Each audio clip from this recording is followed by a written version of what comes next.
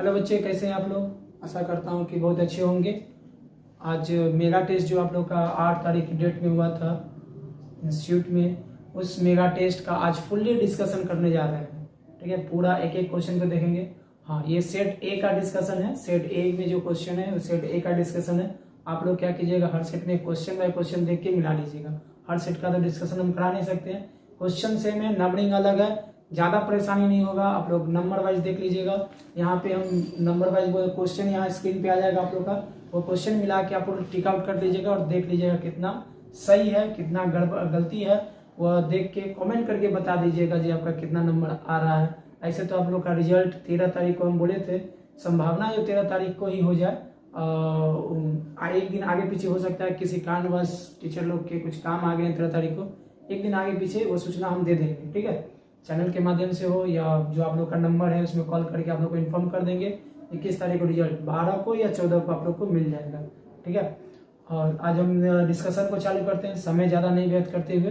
ज़्यादा समय लेने पर वीडियो लंबा हो जाएगा, तो हम डिस्कशन स्टार्ट करते हैं। स्टार्टिंग में सेट ए में स्टार्टिंग में मैथ्स है।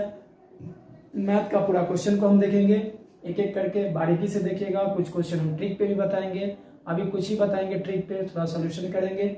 लेकिन जब क्लास हमने कहा जो स्टार्ट होने वाला है 13 या 14 तारीख से पहले, एक एक चैप्टर का क्लास होगा, ऑब्जेक्टिव सब्जेक्टिव सबका अलग अलग होगा, तो उसमें देखना नहीं भूलिएगा। उसमें ऑब्जेक्टिव क्वेश्चन को बिना सॉल्यूशन किए हुए आप आंसर देना सीख जाइएगा। यानी ज़्यादा सॉल्यूशन नहीं करना है, कम सॉल्यूशन में भी आप सीख जाइएगा। जैसे अभी हम डिस्कशन करा रहे हैं उसमें आप देख के समझ जाइएगा कि हम किस तरह से कराने वाले हैं, उससे भी बेटर होगा।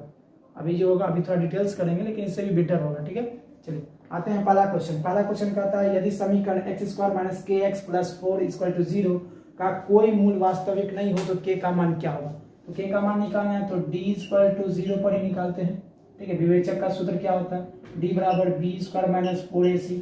अब यहाँ पे क्या मूल वास्तविक नहीं होने, मूल वास्तविक नहीं होने का मतलब है जो d का मान जो होगा वो क्या होना चाहिए, 0 से छोटा होना चाहिए, यानी ऋणात्मक होना चाहिए। ठीक है, अब चलिए ऋणात्मक या धनात्मक में डी का मान ऋणात्मक होना चाहिए, माइनस में आना चाहिए काल्पनिक के लिए। तो यहाँ डी का वैल्यू निकालते हैं बी स्क्वायर। तो बी स्क्वायर का कितना है, माइनस के का स्क्वायर माइनस 4 इंटू ए की जगह कितना है 1 है और सी की जगह कितना है 4 है। ठीक है, तो इसको लिखे माइनस के स्क्वायर माइनस में 16 और यहाँ 0 ले लेते हैं, अभी फिलहाल अभी 0 लेके बनाएंगे। ये प्लस करता है, इधर आगे क्या हो जाएगा, इधर माइनस है, इधर क्या हो जाएगा प्लस, प्लस में और माइनस के का स्क्वायर करेंगे ना तो प्लस में किया आएगा। तो ये कितना हो जाएगा 16 इक्वल टू के स्क्वायर। तो के इक्वल टू क्या हो जाएगा रूट अंडर में 16 और के इक्वल टू में प्लस माइनस में 4। एक प्लस में भी आएगा और माइनस में। देखिए द्विघात समीकरण में जब बनाएंगे तो दो को मान आता है, एगो प्लस एगो माइनस। ठीक है, तो प्लस माइनस आ गया। यहाँ पे जो क्वेश्चन है, यहाँ पे जो आपको पूछा गया है किस मान के लिए, मान पूछा ना, तो मान प्लस माइनस दोनों ले सकते हैं। इसलिए इसका आंसर जो हो जाएगा वो आंसर हो जाएगा -4 ग्रेटर देन, यानी -4 से बड़ा और 4 से छोटा। के का मान जो होगा -4 से बड़ा और 4 से छोटा। Option number C is right answer है। कैसे, तो देख लीजिए, वास्तविक में हमने कहा ऋणात्मक नहीं होना चाहिए, इससे बड़ा -4 से बड़ा आप लीजिए।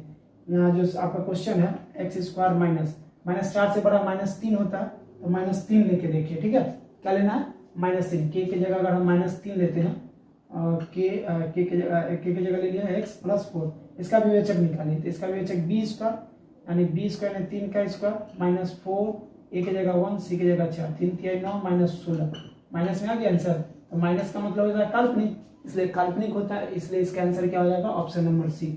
अब देखिए मान रख के आप चेक कीजिएगा, -4 से लेके 4 के बीच में कोई भी वैल्यू डालिए, आपका आंसर क्या हो जाएगा माइनस में आएगा। अब माइनस में आने का मतलब क्या होगा काल्पनिक, प्लस में आता है तो वास्तविक हो जाता है। ठीक है, क्वेश्चन नंबर 2 देखते हैं। क्वेश्चन नंबर 2 है, कहता है यदि समीकरण 2x² plus px minus 3 equal to 0 का एक मूल -3 हो तो p का मान क्या होगा।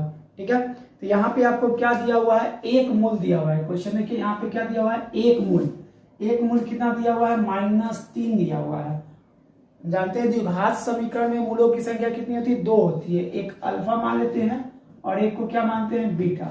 अगर अल्फा इक्वल टू अगर -3 है, इसमें से कोई एक मान सकते हैं, अल्फा या बीटा कुछ ही मान सकते हैं। अल्फा इक्वल टू -3 है, तो आपसे क्या पूछ रहा है, तो पी का मान क्या होगा, एक मूल आ गया। ठीक है, पी का मान पूछा, तो इसको बनाएंगे कैसे, अल्फा इंटू बीटा, समीकरण आपका दिया हुआ है, इसमें समीकरण में अल्फा इंटू बीटा बराबर फॉर्मूला होता है सी बाई ए, सी बाई ए। तो अल्फा की जगह कितना है -3, ठीक है, इंटू बीटा इक्वल टू सी, सी के जगह कितना है, सी के जगह -3 है, और ए के जगह कितना है, ए के जगह 2 है, ठीक है। ये -3 से -3 कट गया, यानी बीटा का मान हमारे पास कितना आ गया, बीटा का मान 1/2 आ गया, यानी दूसरा मूल हमको मालूम हो गया कितना, 1/2। पहला मूल कितना है -3 और दूसरा मूल 1/2, ठीक है। अब देखिए, अब आपसे क्या पूछा है, p का मान पूछा, तो p का मान कैसे निकालते हैं। समीकरण ज्ञात करने का फॉर्मूला होता है x² minus alpha plus beta into में x plus alpha into beta, ठीक है। x² minus alpha plus beta into x plus alpha into beta. तो यहाँ पे जो वैल्यू आता है वो मूलों का योगफल आता है, क्या आता है, मूलों का योगफल। तो मूलों का योगफल यानी अल्फा प्लस बीटा बराबर क्या होता है, -b बाई ए। चलिए, अल्फा प्लस बीटा, था अल्फा का मान कितना दिया हुआ है -3, और बीटा हमारे पास कितना है 1/2 इक्वल टू -b के जगह, b के जगह है कितना, p लिखा हुआ है, तो यहाँ p लिख लेते हैं, ठीक है। और a की जगह पर कितना है, a की जगह पे आपका 2 है, इसको सॉल्यूशन करते हैं, तो ये 2 3 गुना 6 प्लस 1 इक्वल टू -p/2, ये 2 से 2 खत्म, कितना बच गया, यहाँ बचेगा 5, यानी p इक्वल टू क्या हो गया 5। द आंसर, आपका आंसर क्या हो गया, p बराबर 5, ऑप्शन बी में, ऑप्शन बी आपका राइट आंसर है, ठीक है। चलिए अगले क्वेश्चन की ओर, अगला क्वेश्चन नंबर 3 है। क्वेश्चन नंबर 3 कहता है यदि संख्या 3x + 1 5x + 2 तथा 9x - 3 एपी में हो तो x का मान क्या होगा। तो x का मान निकालना है हमें, सबसे पहले क्या बोला, एपी में है, और एपी में तभी रहेगा जब हम क्या, डी उसका समान हो, यानी सर्व अंतर क्या हो, समान हो। इस क्वेश्चन को आइए हम ऑप्शन से बना के दिखाते हैं कि ऑप्शन से कैसे बनाएंगे। ऑप्शन ए में आपका क्या है, ऑप्शन ए में 2 है, ऑप्शन बी में आपका 3 है, ऑप्शन सी में 0 है, और डी में क्या है 1, ठीक है। क्वेश्चन में है 3x ना, 3x + 1 5x + 2 और एक है 9x - 1, ठीक। 3x, x के पहले हम क्या, x का वैल्यू से पूछा तो हम पहला ऑप्शन लेकर चलते हैं। पहला ऑप्शन में क्या है 2 है, पहला ऑप्शन से अगर चलेंगे तो 3 गुना का 6 है, क्या हो जाएगा 7, 5 गुना 10 और 2 12, 9 गुना 18 में से 1 जाएगा तो कितना बचेगा 17। क्या दोनों के बीच का डिफरेंस है ना, इसके बीच का डिफरेंस 5, इसके डिफरेंस क्या है 5, यानी 5 5 आ रहा है, डी समान आ रहा है, इसका मतलब यह एपी में बन रहा है। एपी में बन रहा है किसके रखने पर, 2 के रखने पर एपी में बन रहा है, तो इसका राइट आंसर क्या हो जाएगा 2। हालांकि हम एक ऑप्शन और चेक कर लेंगे, ठीक है, इसमें से 1 से अधिक नहीं दिया हुआ है तो इसलिए इसका आंसर यही हो जाएगा, ठीक है। अगर 1 से अधिक रहता है तो और हम चेक करते, अब अदरवाइज चेक करने का कोई जरूरत नहीं है, ऐसे हम एक चेक करके दिखा देते हैं आता है कि नहीं आता है। यहाँ पे 3 है, x की जगह 3 रखेंगे तो 3 3 9 आए 10, ठीक है। यहाँ फिर 5 को 3 से गुना करेंगे, 5 3 15 और 2 15 और 2 हो जाता है 17, फिर 3 को यहाँ 9 3 27, 27 में से 1 घटाएंगे तो कितना हो जाएगा 26। ये दोनों के बीच का डिफरेंस कितना है 7, और इन दोनों के बीच का डिफरेंस कितना हो जाएगा 9। तो क्या यह एपी में है, ये एपी में नहीं है, क्योंकि इसका डी एपी में नहीं है, क्योंकि इनका डी जो है वो समान नहीं है, सर्वांतर समान नहीं है, ठीक है। इसलिए इसका आंसर क्या हो जाता है, option number A is right answer, ठीक है। चलिए क्वेश्चन नंबर 4, क्वेश्चन नंबर 4 क्या कहता है, यदि समांतर श्रेणी n वा पद, समांतर श्रेणी का nवा पद an क्या है, an इक्वल टू 9 - 5n, ठीक है, तो a7 इक्वल टू 1, इसको बनाना है, बड़ा आसान है। आपको an इक्वल टू 9 - 5n दिया है, आपको a7 पूछ रहा है, n की जगह कितना लिखा हुआ है 7 लिखा हुआ है, इसमें कुछ नहीं करना था, बस n की जगह कितना लगा देना था 7 लगा देना था, तो n की जगह हम 7 रख देते हैं। 9 - 5 × 7 तो 9 - 35, इसको सॉल्यूशन करेंगे तो कितना आ जाएगा, देखिए 5 यानी 26, माइनस में कितना आ गया 26 आंसर, यानी a7 इक्वल टू कितना 26 आंसर। यह ऑप्शन नंबर कितना में है, ऑप्शन नंबर सी इसका right answer, option number C, ठीक है, ऑप्शन सी इसका राइट आंसर है। हो गया, देखिए जल्दी जल्दी हमको सॉल्यूशन करने का यही तरीका है, क्योंकि जल्दी जल्दी बना रहे हैं, क्वेश्चन कुछ ज्यादा है तो थोड़ा तेजी में हम बनेंगे, ठीक है। चलिए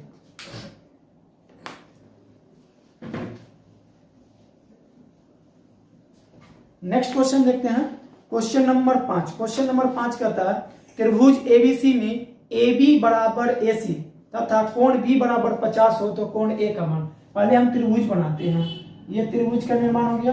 त्रिभुज कौन सा है? A B और C, त्रिभुज A B और C।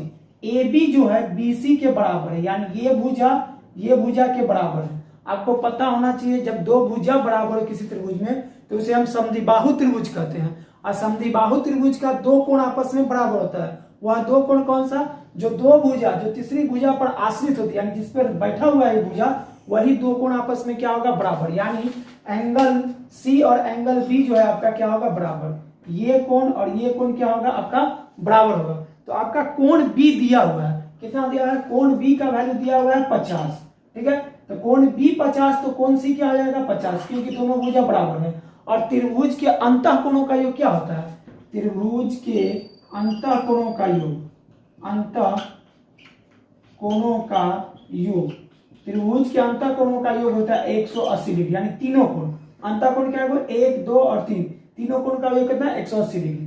तो दो कोण यानी कोण A प्लस कोण B प्लस कोण C इक्वल टू 180 डिग्री। कोण A हमको निकालना है, कोण B 50 है, कोण C भी 50 है, 180। इसको सॉल्यूशन करते हैं तो कोण A बराबर कितना आ जाएगा? 80 डिग्री।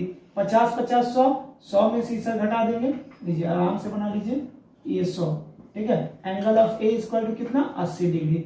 यह हो गया आपका आंसर। ये ऑप्शन नंबर कितना में दिया हुआ है?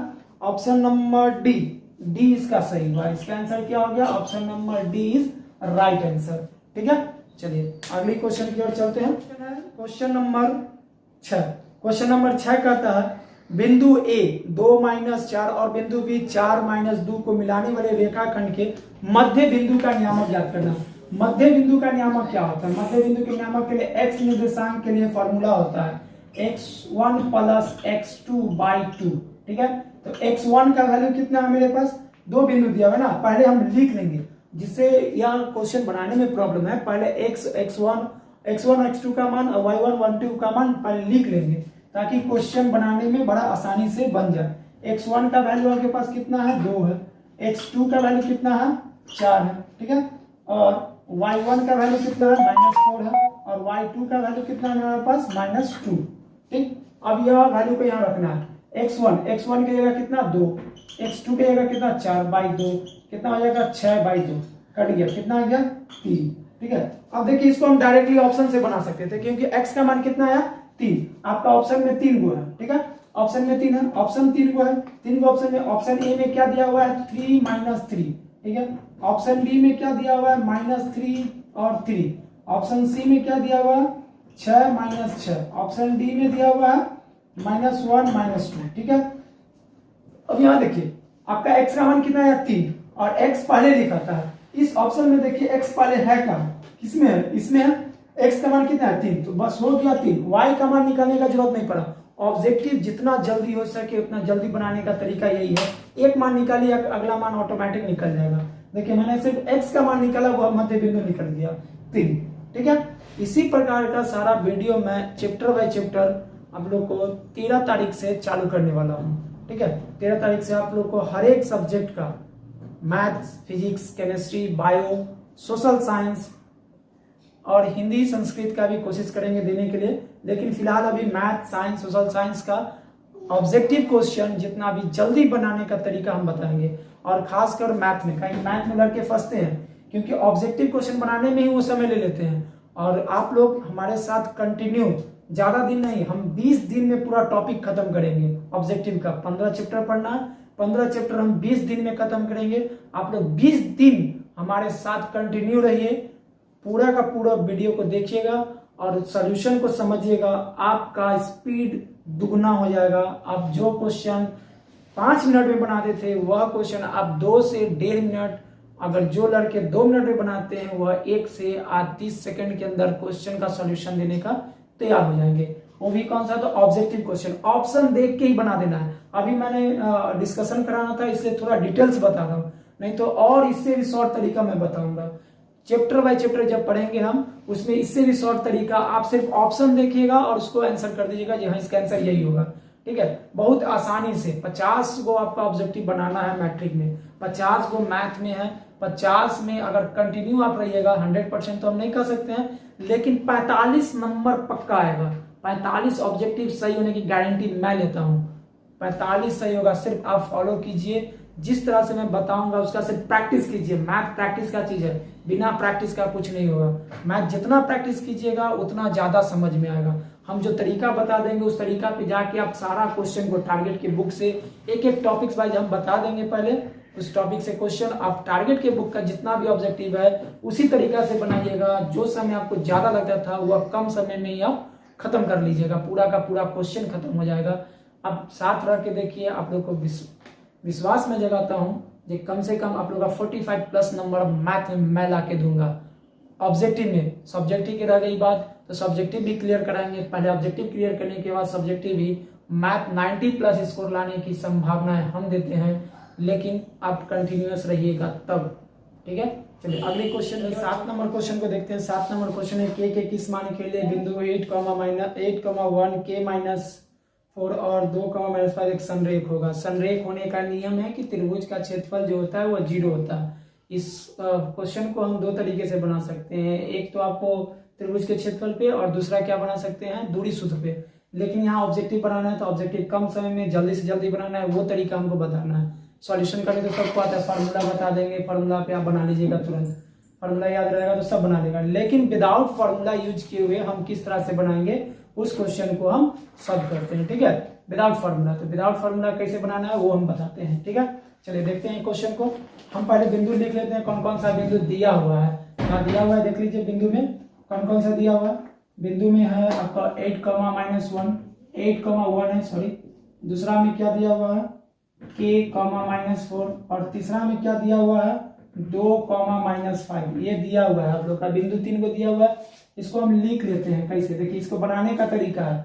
सब्जेक्टिव बनाइएगा फॉर्मूला बेस पे तब पर भी लिखिएगा, इसमें बनाइएगा तब पर भी लिखिएगा, दोनों में लिख लीजिए तो बेटर रहेगा, आसानी से बनाना मिलेगा। एक्स वाले को एक साथ लिख लीजिए, जैसे x1, x2 और x3 एक साथ हमने लिख लिए।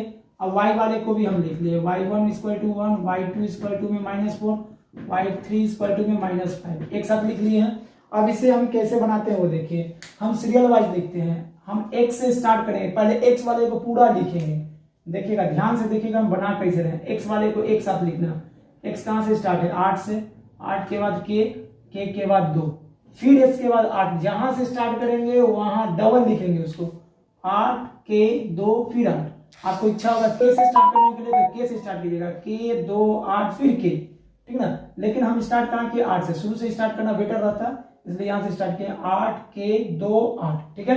उसके बाद y वाला टर्म को लिखते हैं। y वाला टर्म में क्या, 1 -4 -5, उसके बाद बोले क्या लिखेंगे, फिर 1 लिखेंगे, जहां से स्टार्ट किए वहां खत्म करना है, ठीक है। स्टार्ट करने के बाद वहां क्या करना है, खत्म भी करना है, ठीक। अब इसको क्रॉस मल्टीप्लाई करना है, क्या करना है, क्रॉस मल्टीप्लाई। कैसे करेंगे, सो देखो यहां से यहां गुना करते हैं तो कितना हो जाएगा, 8 चौक 32, माइनस में क्या हो जाएगा 32, फिर इसके साथ इसका गुना करते हैं, कितना हो जाएगा माइनस में 5k, ठीक है। फिर इसके बाद इसके साथ इसका गुना करते हैं तो प्लस में क्या हो जाएगा 2, ब्रैकेट में इसको बंद करते हैं, फिर यहाँ माइनस का चिन्ह लगाएंगे, ठीक है। उसके बाद नीचे वाले को भी गुना करना है, ठीक है। ऊपर वाले का गुना हो गया, अब नीचे वाला का देखिए, हम कलर थोड़ा चेंज करते हैं, कलर चेंज करके आपको बताते हैं ताकि समझ में आए किस तरह से लीजिए।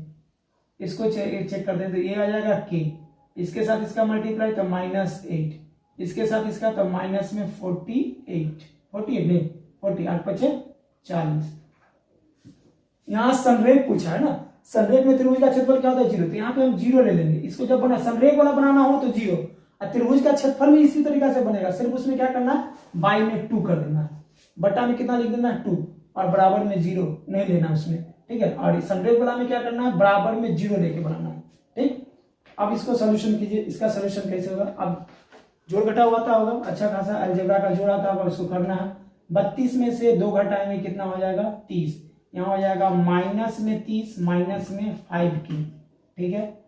और यहाँ देखिए इसको माइनस, ये क्या हो जाएगा ब्रैकेट में इसको रखिए अभी, माइनस में 48 = 0, अब ब्रैकेट से बाहर निकाले -30 -5k, ये माइनस में k और ये प्लस में कितना हो जाएगा 48 = 0। इसको सॉल्यूशन करते हैं तो कितना हो जाएगा, माइनस में 6k, और इसको करते हैं तो प्लस में 12 कि 18 होगा, हो 18 होता है। देखिएगा जोड़ घटा मेरा थोड़ा कमजोर है, आप लोग देखते रहिएगा, गलत होगा तो कमेंट कीजिएगा, ठीक ना। तो -6k इक्वल टू में क्या, प्लस कट हो जाएगा कि माइनस, यानी 18, माइनस से माइनस खत्म, तो 6 से काटेंगे कितना, 3 बार में, यानी k इक्वल टू मेरा कितना आ गया, 3, वैल्यू कितना आ गया, 3। बड़ा आसान से बन गया, देखिए आंसर क्या हो गया, 3, k का मान कितना आ गया, 3 आ गया। ये ऑप्शन नंबर कितने, option number A is right answer, ठीक है। बहुत ही आसानी से हमने बता दिया। आप वो फार्मूला लगाइएगा, फार्मूला में आप लोगों को गुना करने में कभी गलती हो जाता है, जोड़ने में गलती हो जाता है, कभी कभी किसी को फार्मूला याद ही नहीं रहता है, तो फार्मूला याद करने का जरूरत नहीं है। देखिए बहुत आसानी से हमने बताया, ठीक है। इस क्वेश्चन को अगर समझ में आ गया हो बहुत अच्छी बात है, नहीं समझ में आया तो दोबारा आप इसे देखिएगा, बैक करके दोबारा इस क्वेश्चन को आप देखिए, अच्छी तरह से आप समझ जाइएगा। एक बार 2 बार देखिए, उसके बाद इसको प्रैक्टिस कीजिए, अच्छी तरह से आप लोग समझ जाइएगा, ठीक है। 8 नंबर क्वेश्चन है। 8 नंबर क्वेश्चन, सरल रेखा 5x - 3y + 10 = 0 तथा अक्षों के बीच बने त्रिभुज का क्षेत्रफल कितना होगा। यह क्वेश्चन आप लोग का 2018 में पूछा गया था। यह पैटर्न एक अच्छा पैटर्न पूछा गया था, एक क्वेश्चन 2018 में, इसलिए मैंने ये क्वेश्चन को इसी टाइप के क्वेश्चन डाला गया था। हो सके तो वो क्वेश्चन ही होगा या फिर दूसरा भी क्वेश्चन हो सकता है, डिजिट थोड़ा चेंज होगा, लेकिन यही क्वेश्चन था, ठीक है। इस क्वेश्चन को बनाते कैसे हैं इसको हम देखते हैं। यहाँ त्रिभुज का क्षेत्रफल निकालना है, इसको बनाने का तरीका समझे, हम किस तरह से इसको सॉल्यूशन करते हैं, ठीक है। 8 नंबर क्वेश्चन था, इसमें क्या है, समीकरण लिखा हुआ है, एक समीकरण दिया हुआ है 5x - 3y ना, 3y + 10 = 0, ठीक है। और क्षेत्रफल निकालना है, तो क्षेत्रफल जो निकालना है इससे बने त्रिभुज का, अक्षों के बीच बने त्रिभुज का, तो अक्ष कितने होते हैं, 2 अक्ष, एक x और y अक्ष, x और y अक्ष के बीच जो त्रिभुज बनेगा उसका क्षेत्रफल निकालना है। तो ये मान लेते हैं ये कोई अक्ष तैयार हुआ इस तरह से, ये x अक्ष और ये y अक्ष, y एक्सिस, ठीक है, ये y एक्सिस, ये x एक्सिस, इसके बीच में कहीं त्रिभुज बनेगा।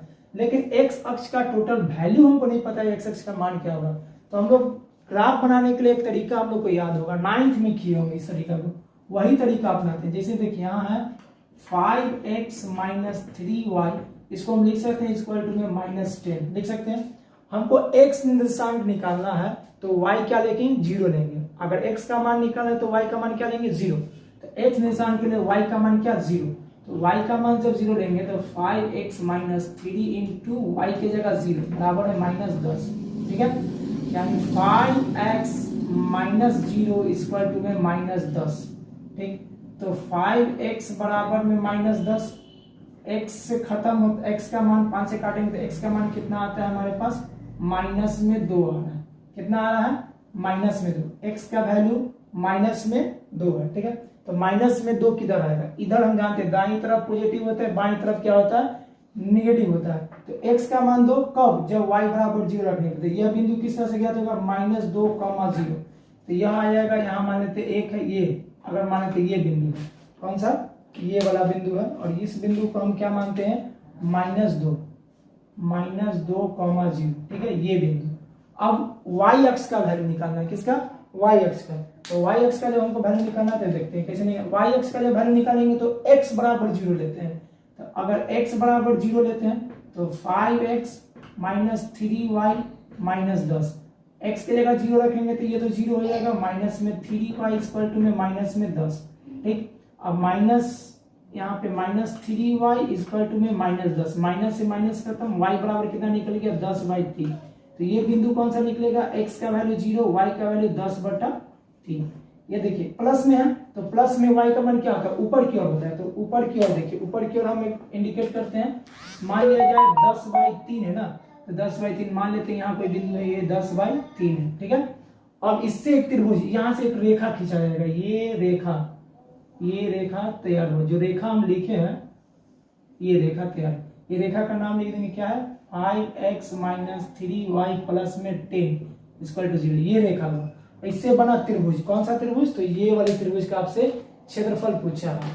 इससे जो भी त्रिभुज बना, यहाँ पे जो देखिए यहाँ पे त्रिभुज बना है, इस त्रिभुज का क्षेत्रफल पूछा है आपसे, इस त्रिभुज का क्षेत्रफल, इस त्रिभुज का क्षेत्रफल क्या होता है, त्रिभुज का क्षेत्रफल आता है 1/2 × आधार गुणा ऊंचाई, ठीक है। आधार गुना क्या होता है ऊंचाई। अब आधार क्या ये हो गया और ये क्या है ऊंचाई है। तो यह आधार यहाँ से यहाँ तक का दूरी कितना है -2, कितना है -2, 1/2 इंटू में -2 इंटू में ऊंचाई कितना है यहाँ से यहाँ तक ऊंचाई कितना 10/3, 10/3। तो ये 2 से 2 खत्म, कितना बच गया 1, 1 को गुना करेंगे तो कितना आ जाएगा 10/3 सेंटीमीटर स्क्वायर। हाँ एक चीज और ध्यान देना है, यहाँ क्या आ रहा है हमारा माइनस में आ रहा है, और क्षेत्रफल कभी भी माइनस नहीं होता है, क्षेत्रफल का मान कभी भी माइनस में नहीं होता है, इसका मान पॉजिटिव होता है, इसलिए इसको माइनस में न लेके क्या करेंगे पॉजिटिव में 10/3 सेंटीमीटर स्क्वायर। ठीक है, इसको बनाने में मोड लगा रहता है, इस तरह से मोड लगा दिया जाता है, तो मोड से बाहर निकालेंगे तो क्या हो जाता है पॉजिटिव होता है। तो इसका आंसर क्या हो जाएगा, इसका आंसर हो जाएगा 8 का ए। 8 का आंसर क्या है ए नंबर में है 10/3 सेंटीमीटर स्क्वायर। ठीक है, अब समझ गए होंगे बहुत अच्छी तरह से। चलिए अगली क्वेश्चन की ओर चलते हैं। ठीक है,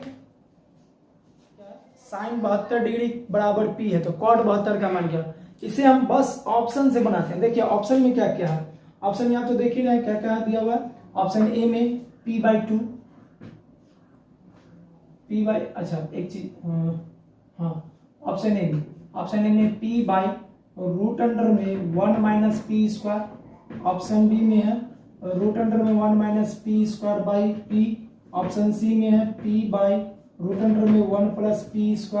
और ऑप्शन डी में है √अंडर में 1 + p²/p। इसको हम ऑप्शन से बनाते हैं, कैसे बनाते हैं से देखिए।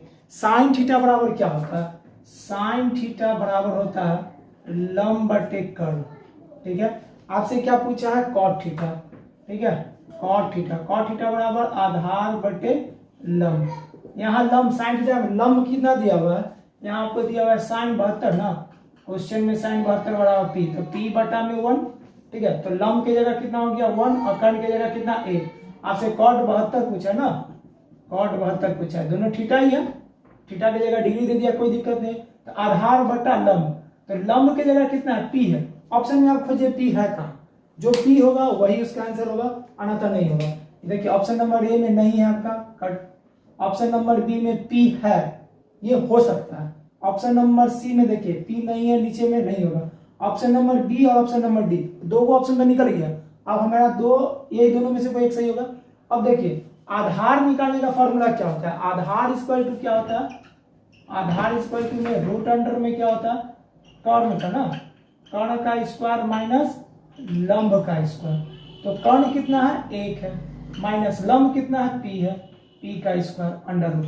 अब ये वाला खोजिए कहाँ लिखा हुआ है, ये वाला कहाँ होना चाहिए, ऊपर होना चाहिए आधार 1 - p² है, ये आपका आंसर बी, यानी बी नंबर इसका आपका राइट आंसर है। Option number B is right answer, क्या है ये वाला।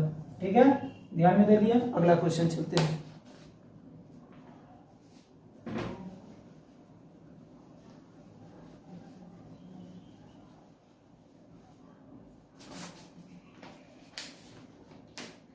चलिए नेक्स्ट क्वेश्चन क्या है, 10 नंबर कहता है यदि 5 tan थीटा बराबर 5√3 है तो tan थीटा यानी थीटा का मान क्या होगा। तो 5 tan थीटा इक्वल टू में क्या दिया हुआ है 5√3 दिया हुआ है। इसको बड़ा आसानी से 5 से 5 खत्म, tan थीटा इक्वल टू क्या हो गया √3, और tan किसका मान होता है √3, तो tan थीटा इक्वल टू में tan किसका मान 60 डिग्री का मान, तो थीटा इक्वल टू कितना डिग्री 60 डिग्री। ऑप्शन नंबर कौन सा, option number B is right answer, option B आपका राइट आंसर है। ठीक है, चलिए अगला क्वेश्चन चलते हैं। ठीक है, अगला क्वेश्चन आपका क्या कहता है, देखिए अगला क्वेश्चन कहता है एक वृत्त का क्षेत्रफल 40 π² है, वृत्त की त्रिज्या के बराबर भुजा वाले वर्ग का क्षेत्रफल ज्ञात करना है। ये क्वेश्चन हमने बताया था डिस्कशन में, एक क्वेश्चन इसको फिर से देख लीजिए। एक वृत्त का क्षेत्रफल दिया है, वृत्त का क्षेत्रफल कितना होता है, वृत्त का क्षेत्रफल ना, वृत्त का क्षेत्रफल 40 π² है, वृत्त का क्षेत्रफल होता है πr² इक्वल टू में 40 π², पाई से काटेंगे तो ये खत्म, r² बराबर क्या निकल गया 40 π। ठीक है, क्वेश्चन में कहता है वृत्त की त्रिज्या जो है वर्ग की भुजा के बराबर है, यानी वृत्त की त्रिज्या इक्वल टू वर्ग की भुजा। ठीक है, वृत्त की त्रिज्या r, वर्ग की भुजा a, ये दोनों क्या आपस में बराबर है। तो आपसे क्या पूछा, वर्ग का क्षेत्रफल पूछा ना, वर्ग का क्षेत्रफल। तो वर्ग का क्षेत्रफल क्या होता है? भुजा स्क्वायर। वर्ग का क्षेत्रफल भुजा स्क्वायर यानी ए का स्क्वायर। हम अगर ए का स्क्वायर करते हैं, यहाँ पे अगर ए का स्क्वायर करते हैं तो ये भी स्क्वायर हो जाएगा, कहीं दोनों साइड दोनों बराबर है। तो ए स्क्वायर इक्वल टू में क्या हो जाता है? R square. आर स्क्वायर का वैल्यू हमारे पास कितना मालूम है? 40 पाई, है ना। यहाँ पे देखिए आर स्क्वायर का वैल्यू कितना है? 40 पाई। तो आर स्क्वायर इक्वल टू अगर 40 पाई है, इसका वैल्यू अगर 40 पाई है, तो हम लिख सकते हैं ए स्क्वायर इक्वल टू 40 पाई। बहुत आसानी से इसको ऑप्शन से ही बनाना था, तो शॉर्टकट तरीके से ही बनाना है, पूरा लॉन्ग तरीके से मेथड, त्रिज्या निकालिए फिर भुजा निकालिए, नहीं, इसी तरह से बनाना है। ये इसका राइट आंसर है। और ऑप्शन नंबर ये किस नाम में है? Option number is C. Option number C है ना? नहीं, सी नहीं, बी है। ऑप्शन नंबर बी इसका सही आंसर है, ठीक है। Option number B is right answer, ठीक है। 12 नंबर क्वेश्चन ना, 3kn square minus 25kn plus k plus 8 बराबर 0 के मूल का गुणनफल 3 हो तो k का मान क्या होता है? बहुत ही आसानी से इसको हम बनाते हैं। मूलों का गुणनफल क्या होता है? यानी अल्फा इंटू बीटा बराबर होता है क्या? सी बाई ए। आपको क्वेश्चन में देखें कि क्वेश्चन में क्या कर रहा है? सी बाई ए ना, मूलों का गुणनफल दिया हुआ है 3, इसका वैल्यू कितना दिया हुआ है? 3 दिया हुआ है। सी का वैल्यू देखिए, सी का वैल्यू कितना है? k प्लस 8, ठीक है। और k प्लस 8 और a का वैल्यू कितना है हमारे पास? a का वैल्यू है 3k, ठीक है। a का वैल्यू कितना है? 3k। क्रॉस मल्टीप्लाई करते हैं, यानी 3 तिहाई का 9 के बराबर में k प्लस में 8, यहाँ प्लस करेगा इधर के माइनस, 9k माइनस में k इक्वल टू 8, यानी 8k इक्वल टू 8। 8 से 8 खत्म, k बराबर कितना आ गया हमारा आंसर? 1। k बराबर क्या है? 1। कितना नंबर आंसर में है? k बराबर 1, C number. Option number C question है। Question number 13। क्वेश्चन नंबर 13 कहता है किसी ठोस धातु के एक ठोस गोले की त्रिज्या 3 सेंटीमीटर और इसे 4 mm व्यास वाले कितने लंबे तार खींचा जा सकता है? गोला है, गोला को किसमें प्रवृत्त किया गया? तार में। तो तार का आकार कैसा होता है? बेलनाकार होता है। और जब भी देखिए क्वेश्चन में जब भी परिवर्तित करने वाला क्वेश्चन आ जाए ना, गोला को शंकु में, शंकु को बेलन में, बेलन को घन में, घन को घनाभ में, इस तरह का अगर क्वेश्चन आ जाए तो समझ लीजिए वो आयतन का क्वेश्चन है, ठीक है। किसका? आयतन का। यहाँ दो चीज का बात है, गोला और बेलन ना। तो गोले का आयतन जो होगा, गोले का आयतन बेलन के आयतन के क्या होगा? बराबर। उसी से बना है बेलन का आयतन, ठीक है। चलिए, गोले का आयतन बराबर बेलन का आयतन। गोले का आयतन क्या है? गोले का आयतन नहीं मालूम है, त्रिज्या मालूम है। तो गोले का आयतन क्या होता है? 4/3 पाई आर क्यूब। और बेलन का आयतन होता है पाई आर स्क्वायर एच। अब यहाँ देखिए हम कुछ सॉल्यूशन यहाँ ही कम करते हैं, पाई से पाई खत्म कर देते हैं, ठीक है। दोनों तरफ पाई है, पाई से पाई खत्म। और यहाँ बचा क्या? 4/3 इंटू आर की जगह कितना है? आर की जगह 3 सेंटीमीटर है, तो 3 गुणा में 3 गुणा में 3, ठीक है। और यहाँ पे आर स्क्वायर की जगह कितना है? व्यास दिया हुआ है 4 mm, व्यास दिया हुआ है तो त्रिज्या कितना हो जाएगा? 2 mm। तो 2 इंटू 2 गुणा में ऊंचाई, यानी ऊंचाई हमको निकालना है, कितना लंबा है वही ऊंचाई होगा, ठीक है। एक चीज आप ध्यान दीजिए, हम मेजरमेंट पे ध्यान दीजिए। यहाँ व्यास दिया हुआ है mm में, त्रिज्या दिया हुआ है सेंटीमीटर में, आपसे पूछ रहा है मीटर में। तो हमको क्या करना है? सेंटीमीटर को मीटर में और mm को मीटर में चेंज करना है। तो सेंटीमीटर को जब हम मीटर में चेंज करते हैं तो कितना से भाग देना पड़ता है? सेंटीमीटर को मीटर में बदलने के लिए कितना से भाग? 100 से भाग करना पड़ता है, ठीक है, सेंटीमीटर को मीटर में बदलने के लिए। और mm को अगर हम बदलना चाहते हैं किसमें? मीटर में बदलना चाहते हैं तो 1000 से भाग देना पड़ता है। तो यहाँ पे हम सब जगह, यहाँ पे जैसे यहाँ पे हम कितने से भाग देंगे? 100 से। यहाँ भी 100 से, इंटू में 100, 3 गो है तो 3 जगह 100 से भाग दिए, ठीक है। अब यहाँ 2 गो है, यानी 1 पर 1 2 3 4 5 6, 6 शून्य, ठीक है। यहाँ हम लिख देते हैं 1 सेंटीमीटर इक्वल टू कितना मीटर हो जाएगा? 1 सेंटीमीटर बराबर में 1/100 मीटर होता है, ठीक है। या फिर इस तरह से लिखे 1 मीटर बराबर 100 सेंटीमीटर होता है, ठीक है। अगर mm का बात करते हैं तो 1 mm जो होता है वह 1/1000 मीटर के बराबर होता है, ठीक है। यानी कहा जाए 1000 mm बराबर 1 मीटर, ठीक है। ये होता है फॉर्मूला, ये कुछ मेजरमेंट है, याद रखिएगा। अब इसे हम सॉल्यूशन करते हैं। सॉल्यूशन देखिए, नीचे क्या सुना है? 6 सुना, ऊपर में कितना सुना है? 6 सुना है। तो 6 सुना से 6 सुना इधर खत्म, ठीक है। ये 3 से ये 3 खत्म, इसको काटते हैं 2 दूना 4, 2 दूना 4 से 4 खत्म, बच गया कितना? 3 3 9, यानी h बराबर हमारे पास कितना आ गया 9 मीटर इज राइट आंसर। इसका आंसर क्या हो जाएगा 9 मीटर। ऑप्शन नंबर कितना में है, option number D. Option number क्या है डी इसका सही है। कितना था क्वेश्चन नंबर 13 का, ठीक है। चलिए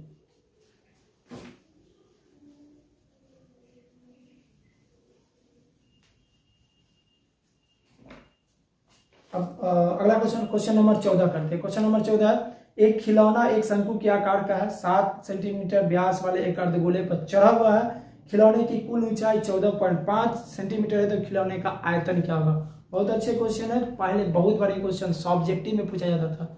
ये क्वेश्चन सब्जेक्टिव का है, ये हमने ऑब्जेक्टिव में डाल दिया है, लेकिन सब्जेक्टिव में 2 नंबर में या 5 नंबर में क्वेश्चन पूछा जाता था, ठीक है। देखिए क्वेश्चन को कैसे बनाना है। ये क्वेश्चन है, एक खिलौने है और एक खिलौना है जो शंकु के आकार का है, ठीक है, और 7 सेंटीमीटर अर्धगोले पर चढ़ा हुआ है।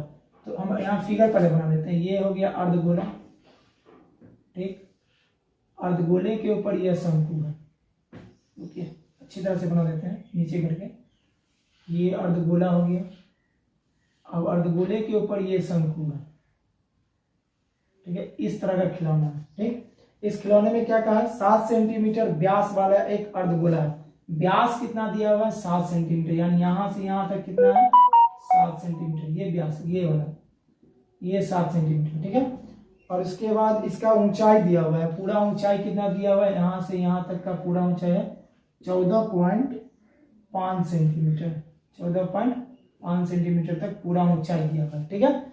जब ऊंचाई दिया हुआ है और यहाँ क्या दिया हुआ है एक व्यास दिया हुआ है, इसको सॉल्यूशन कैसे करना है। तो सबसे पहले हमको ये पूरा क्या निकालना, पूरे का आयतन निकालना है ना। तो शंकु का आयतन प्लस अर्धगोले का आयतन, यानी खिलौने का आयतन बराबर क्या हो जाएगा, फॉर्मूला खिलौने का आयतन, खिलौने का आयतन। राइटिंग थोड़ा खराब है मेरा, थोड़ा ध्यान से देख लीजिएगा, राइटिंग उतना अच्छा नहीं है, आप लोग से बहुत घटिया राइटिंग है। किसी तरह से लिख लेते हैं वही बहुत है। खिलौने का आयतन जो है क्या मैंने बताया शंकु का ना, शंकु का आयतन प्लस में अर्धगोले का आयतन। किसका, अर्धगोले का आयतन, ठीक है। शंकु का आयतन क्या होता है 1/3 पाई आर स्क्वायर एच, प्लस अर्धगोले का आयतन 2/3 पाई आर क्यूब। यहां से कॉमन कुछ ले सकते हैं, कॉमन क्या लेंगे 1/3 कॉमन ले सकते हैं, 1/3 पाई आर स्क्वायर अगर हम कॉमन लेते हैं तो क्या बचता है एच प्लस में 2 ना, एच प्लस में 2 आर बच जाता है, ठीक है। अब देखिए इसको सॉल्यूशन करना है। हाँ, एक चीज हमने नहीं बताया, यहाँ पे कितना दिया हुआ है 7 सेंटीमीटर व्यास दिया हुआ है, तो त्रिज्या कितना हो जाएगा आर बराबर हो जाएगा 3.5, ठीक है। जब इसका त्रिज्या अर्धगोले का त्रिज्या और शंकु का त्रिज्या दोनों बराबर होगा, क्योंकि एक ही चीज पे बैठा है ना, जो यहाँ इसका आधार होगा सो इसका यहाँ का त्रिज्या होगा, ठीक है। दोनों क्या एक ही, तो त्रिज्या हो गया 3.5। अब शंकु का यहाँ ऊंचाई पूछ रहा है, तो शंकु का ऊंचाई कितना हो जाएगा, शंकु का ऊंचाई ये है, ये होता है शंकु का ऊंचाई। तो शंकु का ऊंचाई ज्ञात करने के लिए देखिए हम अभी क्या बताएं, जो यहाँ से यहाँ तक, यहाँ से इस पॉइंट से लेके इस पॉइंट तक, ये क्या हो जाएगा अर्धगोले का त्रिज्या। तो त्रिज्या अर्धगोले का कितना है 3.5।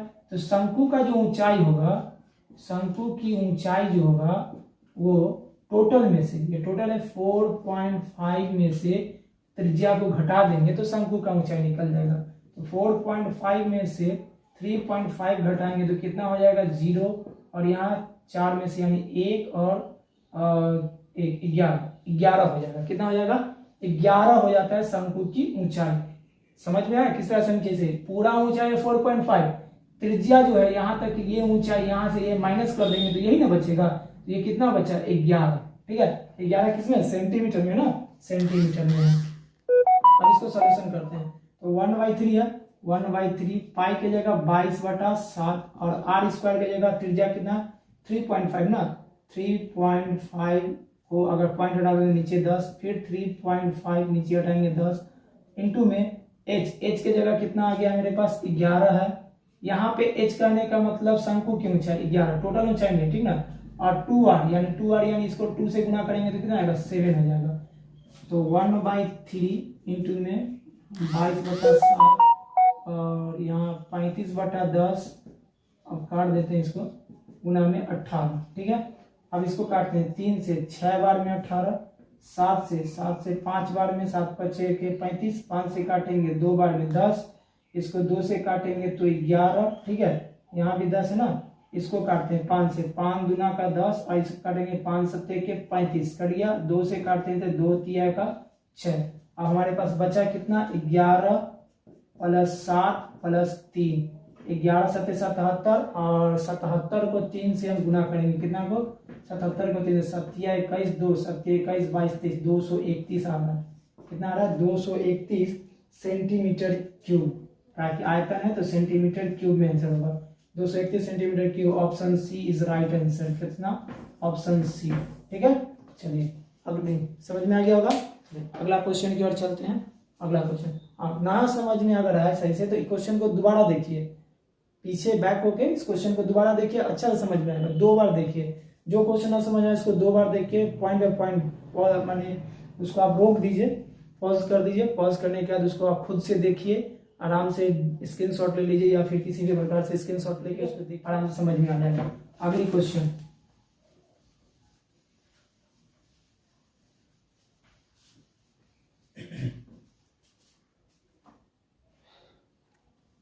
पंद्रह नंबर क्वेश्चन की ओर चलते हैं। हाँ, थोड़ा सा वीडियो लंबा हो जाएगा क्योंकि मैथ का क्वेश्चन है, थोड़ा सोल्यूशन बताना पड़ता है, 40 क्वेश्चन है तो समय तो देना पड़ेगा, थोड़ा सा क्वेश्चन है, 40 क्वेश्चन समय देना पड़ेगा, ठीक है।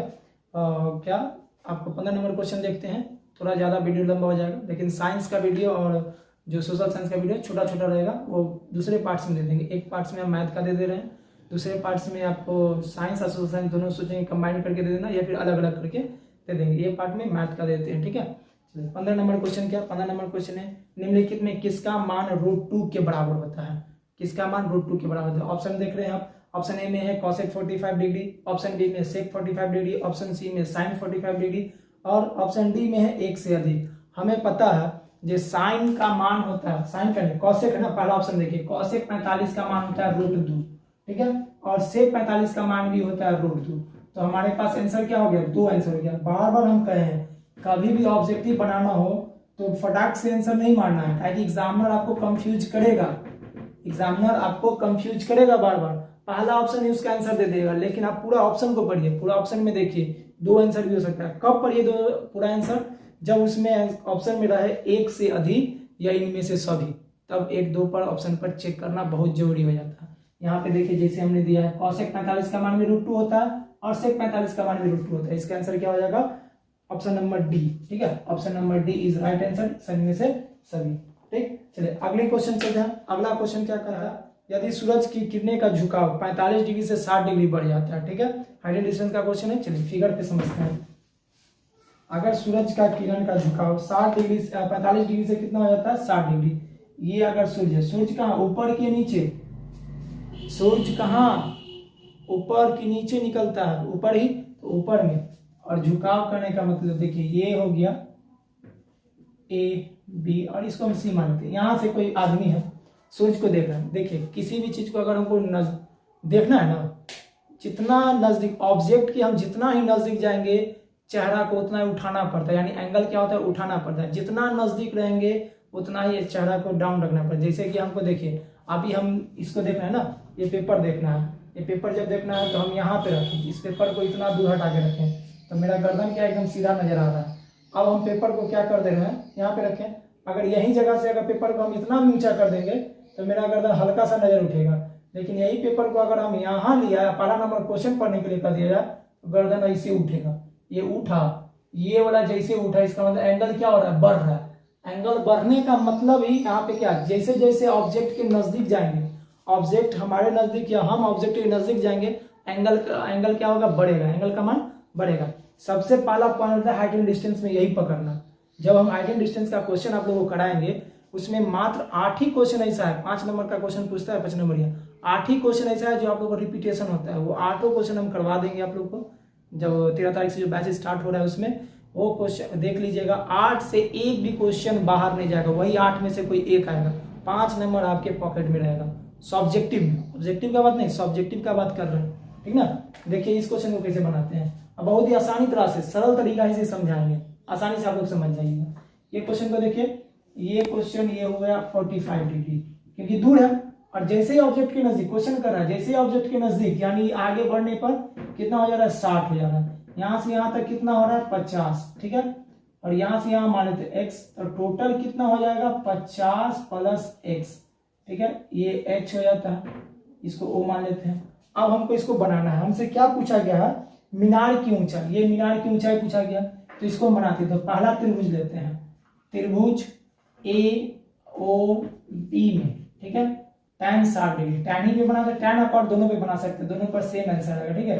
अभी बनाते हैं tan पे, डिस्कशन में जल्दी जल्दी करवा देते हैं। x रूट, इसका मान होता है √3 h/x, तो यहाँ क्या हो जाएगा x √3 इक्वल टू h, तो x इक्वल टू h/√3, ये हो गया इक्वेशन 1, ठीक है। इसको इक्वेशन 1 यहाँ भी लिख सकते हैं, या फिर इसको और थोड़ा सॉल्यूशन करेंगे, हरों का परमेकरण यदि करते हैं तो √3 h/3, इसको इक्वेशन 1 मान लेते हैं, ठीक है।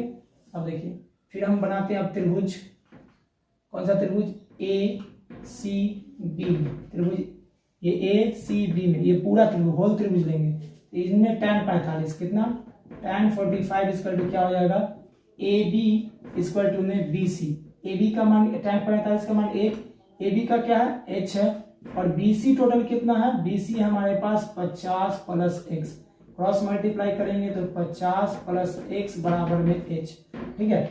अब यहाँ देखिए x का वैल्यू यहाँ पुट करेंगे ना, x का वैल्यू यहाँ पुट करते हैं, यहाँ से यहाँ देखिए x का वैल्यू कितना है √3 h/3 आया ना, x की जगह यहाँ लिखते हैं, यानी 50 प्लस √3 h/3 बराबर में 4, ठीक है। अब इसको हम लेते हैं क्या, एलसीएम लेते हैं, एलसीएम लेंगे तो कितना हो जाएगा 150 प्लस √3 h बराबर में 3h। थोड़ा जल्दी जल्दी कर रहे हैं, एलसीएम आप लोग देख लीजिएगा करके, इसको एलसीएम लीजिएगा तो ये प्लस कर रहा है, क्या हो जाएगा माइनस, यानी इसको हम लिख सकते हैं 3h माइनस √3h बराबर में 150। थोड़ा एक्सचेंज कर दिया, देख लीजिए, ठीक है। अब इसमें से अब क्या कॉमन ले सकते हैं आप, हमको ये बताइए, इसमें से आप कॉमन क्या लीजिएगा, 3 कॉमन होगा या h कॉमन होगा, इसमें से h कॉमन हो जाएगा, ठीक। तो h अगर कॉमन होता है, ये गलती की है क्या, हाँ गलती तो नहीं किए हैं, 3h है, ठीक है। तो इसमें से अगर हम h कॉमन ले लेते हैं, क्या लेते हैं, h कॉमन लेते हैं, 3 माइनस √3 इक्वल टू 150, ठीक है, हाँ ठीक है, गलती नहीं है, ठीक है। अब इसमें h इक्वल टू क्या हो जाएगा 150 बाई में 3 माइनस √3, ठीक है। अब इसका क्या करेंगे, परमेकरण करेंगे, परमेकरण करते हैं तो 3 प्लस में √3 अब बटा में 3 प्लस में √3, ठीक है।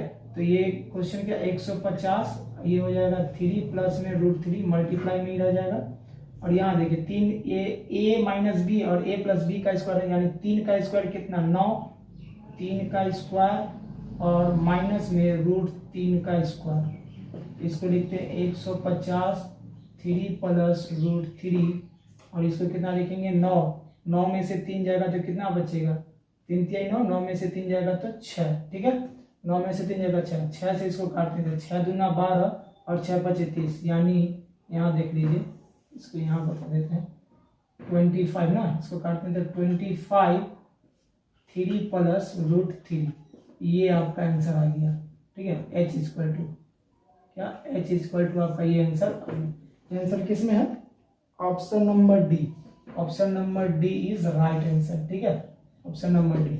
ओके, समझ में आ गया होगा। इसी तरह का क्वेश्चन और हम समझाएंगे जब क्लास लेंगे, तो इसमें हम अच्छी तरह से और बताएंगे, ठीक है।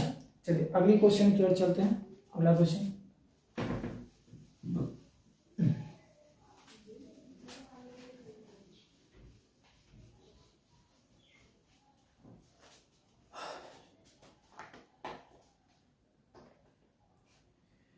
चलिए नेक्स्ट क्वेश्चन क्या है, बहुत ही आसान क्वेश्चन है, 17 नंबर क्वेश्चन है। बिंदु -4a + 5b किस पद में होगा। हमें पता है जो पद के बारे में जब भी बताया जाता है तो इसमें प्लस प्लस पहला चतुर्थांश में, दूसरा में माइनस प्लस, और तीसरा में माइनस माइनस, और चौथा में प्लस और माइनस रहता है, ठीक है। इस तरह का रहता है। आपका क्या है, यहाँ ए बी संख्या किसी से नहीं देखना है, आप उसके चिन्ह प्रॉपर्टी देखिए, पहला माइनस है दूसरा प्लस है, पहला माइनस और दूसरा प्लस है, तो आंसर क्या हो जाएगा इसका, ऑप्शन ये द्वितीय पद यानी option number B is right answer. क्या, बी इज राइट आंसर। ठीक है, 17 नंबर क्वेश्चन खत्म। आगे चलते हैं 18 नंबर क्वेश्चन की। 18 नंबर क्वेश्चन कहता है यदि बहुपद x square plus P x minus Q के शून्यक एक दूसरे के व्युत्क्रम हो तो क्यू का मान क्या होगा। एक दूसरे के क्या कर रहा है, व्युत्क्रम। व्युत्क्रम के मतलब अगर हम पहला यानी मूल कितना होता है, 2 होता है ना, अगर हम अल्फा बराबर मान ले एक्स, यहाँ एक्स दिया ऑलरेडी ना, अल्फा बराबर हम कुछ भी मान ले बी सी मान लेते हैं, तो बीटा का मान, व्युत्क्रम का मतलब उल्टा 1/c, अल्फा सी बीटा 1/c। तो आपसे किसका मान पूछ रहा है, तो क्यू का मान पूछ रहा है, क्यू का मान। तो क्यू देखिए कहाँ है, सी के पास है, तो क्यू का मान निकालने के लिए क्या करेंगे, मूलों का गुणनफल यानी अल्फा इंटू बीटा बराबर क्या होता है, c/a होता है फॉर्मूला।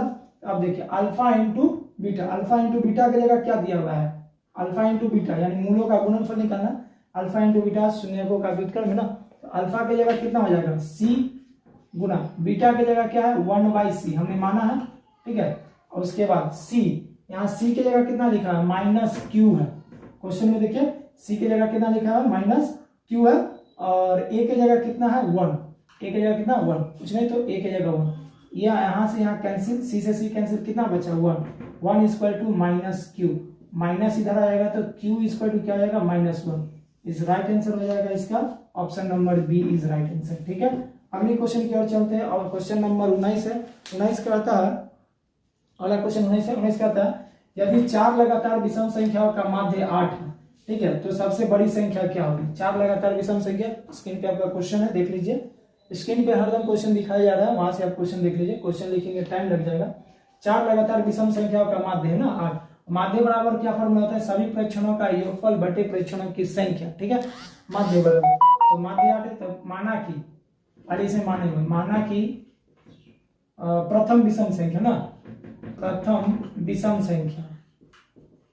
संख्या, ये मानने के लिए सीख लीजिए किस तरह से हम मानते हैं, विषम पूछे सम इसी तरह से मान लेंगे। ठीक है, विषम पूछे सम इसी तरह, लेकिन लगातार पूछे तब, लगातार लिखा रहा है क्वेश्चन में, तो इसी तरह से मानेंगे। ठीक है, देखिए प्रथम विषम x, दूसरा मानना है यानी दूसरा कौन सा, द्वितीय मानना है तो x में 2 को जोड़ देंगे। ठीक है, तीसरा मानना है तो x में 4 को जोड़ देंगे, ये मत जोड़िएगा x, तो अगला x + 1 तो x + 2, गलती हो जाएगा। क्यों, हम बताते हैं, अगर मान ले विषम संख्या होता कौन सा, एक जो 2 से पूरा ना कटे, मान लेते एक विषम संख्या है, यहाँ 1 रखेंगे तो 1 का 2 कितना हो जाएगा, 3 हो जाएगा, होगा ना, तो विषम ही आ रहा।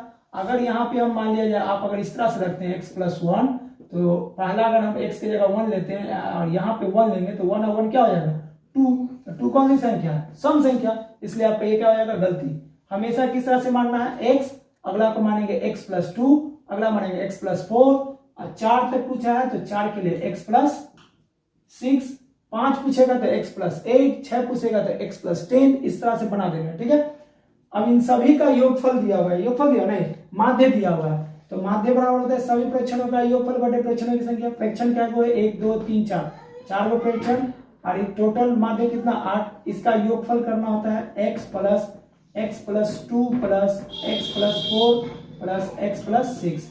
चलिए इसको जोड़िए, 1 2 3 4 यानी 4x + 6 4 10 2 12 बराबर 8 4 32, 4x = में इसको माइनस करेंगे तो 20, x = में कितना आ गया 5, x का मान कितना आ गया 5। अब आपसे पूछा क्या है, इसमें सबसे बड़ी संख्या पूछा, क्या पूछा, सबसे बड़ी संख्या क्या होगी, तो सबसे बड़ी संख्या सबसे नीचे वाला देखिए, सबसे बड़ा संख्या में जोड़ना है, यानी x में कितना को जोड़ देंगे 5, x + 6 ना बड़ी संख्या, तो 5 में 6 जोड़ेंगे कितना 11, सबसे बड़ा होगा। अगर इसमें हम जोड़ते हैं 5 में 4 तो 9 होगा, इसमें जोड़ेंगे 7, इसमें 5 और इसमें कितना 11, देखिए तो 5 7 9 11, ये सब कौन सी संख्या, विषम संख्या। ठीक है, इसमें सबसे बड़ी संख्या कौन सा है 11, तो आपका आंसर क्या हो जाएगा, option number C, option number C is number. Question क्या कहता है, यदि किसी ब्रह्मावर्त सारणी का माध्य दिया हुआ है, माध्यिका दिया हुआ है, बहुलक ज्ञात करना, इसके लिए एक फार्मूला होता है, तो फार्मूला हम लिखते हैं, क्वेश्चन स्क्रीन पे है, देखिए क्वेश्चन देखिए क्या है फार्मूला, बहुलक बराबर ना, बहुलक बराबर फार्मूला होता है 3 माध्यिका, 3 क्या माध्यिका, 3 माध्यिका माइनस 2 माध्य, बस यही फॉर्मूला यूज करना था। बहुलक निकालना है तो 3 गुना माध्यिका आपको कितना दिया हुआ है 8 दिया हुआ है, माइनस 2 माध्य कितना दिया हुआ है 6.8, ठीक। 8 3 के 24 माइनस में 8 दूना 16, 6 दूना 12, 13.6, इसको यदि हम माइनस करते हैं तो कितना आ जाता है हमारे पास आंसर। देखिए 10 में से यहाँ 4, यहाँ 3 में से 3 जाएगा 0 और यहाँ क्या बच जाएगा 1 ना, 3 में से 3, 2 में से 1 जाएगा 10, यानी 10.40 का आंसर हो जाएगा, जो कि ऑप्शन में आपका डी है। Option number D is right answer, ठीक है। चलिए नेक्स्ट क्वेश्चन, निम्नलिखित में माध्यिका हो, माध्यिका 31 दिया हो तो x का मान क्या होगा। ये क्वेश्चन बहुत ही आसान है, कुछ नहीं था हुआ, इसका आंसर यही होगा। ऑप्शन में ध्यान से देखिए, आपको सीरियल वाइज माध्यिका जब भी निकालना होता है तो सीधा लिख देना पड़ता है सीरियल वाइज, और सीरियल वाइज आपका ऑप्शन में लिखा ही हुआ है 16, 20, 24, 27, 1, 34, 40, 45 और 49। माध्यिका होता है बीच वाला टर्म, पूरे जो संख्या श्रेणी लिखा हुआ है श्रृंखला, उसके बीच वाले टर्म को माध्यिका कहा जाता है, ठीक है। तो क्या क्या था, 16 था ना, 16 है, 20 है, 27 है, 27 नहीं 24 है, उसके बाद 27 है, फिर x है, फिर 34 है, 40 है, 45 है और 49 है, ठीक है। अब इसका बीच वाला टोटल संख्या कितना है 4, 4, 8, 1, 9 है। तो इसके बीच वाले को ना, इधर से 4 खत्म, इधर से 4 खत्म, बीच वाला कौन सा है x है, इसी को माध्यिका बोला ही जाता है, बीच वाले को ही माध्यिका कहा जाता है, ठीक है, इसी को माध्यिका कहा जाता है। और आपको ऑलरेडी माध्यिका दिया हुआ है, कितना दिया हुआ है 31, तो इसका आंसर कुछ नहीं 31 ही आंसर हो जाएगा। Option number B is right answer, ठीक है। चलिए अगला घटना की प्रयाक्ता नहीं हो सकती है।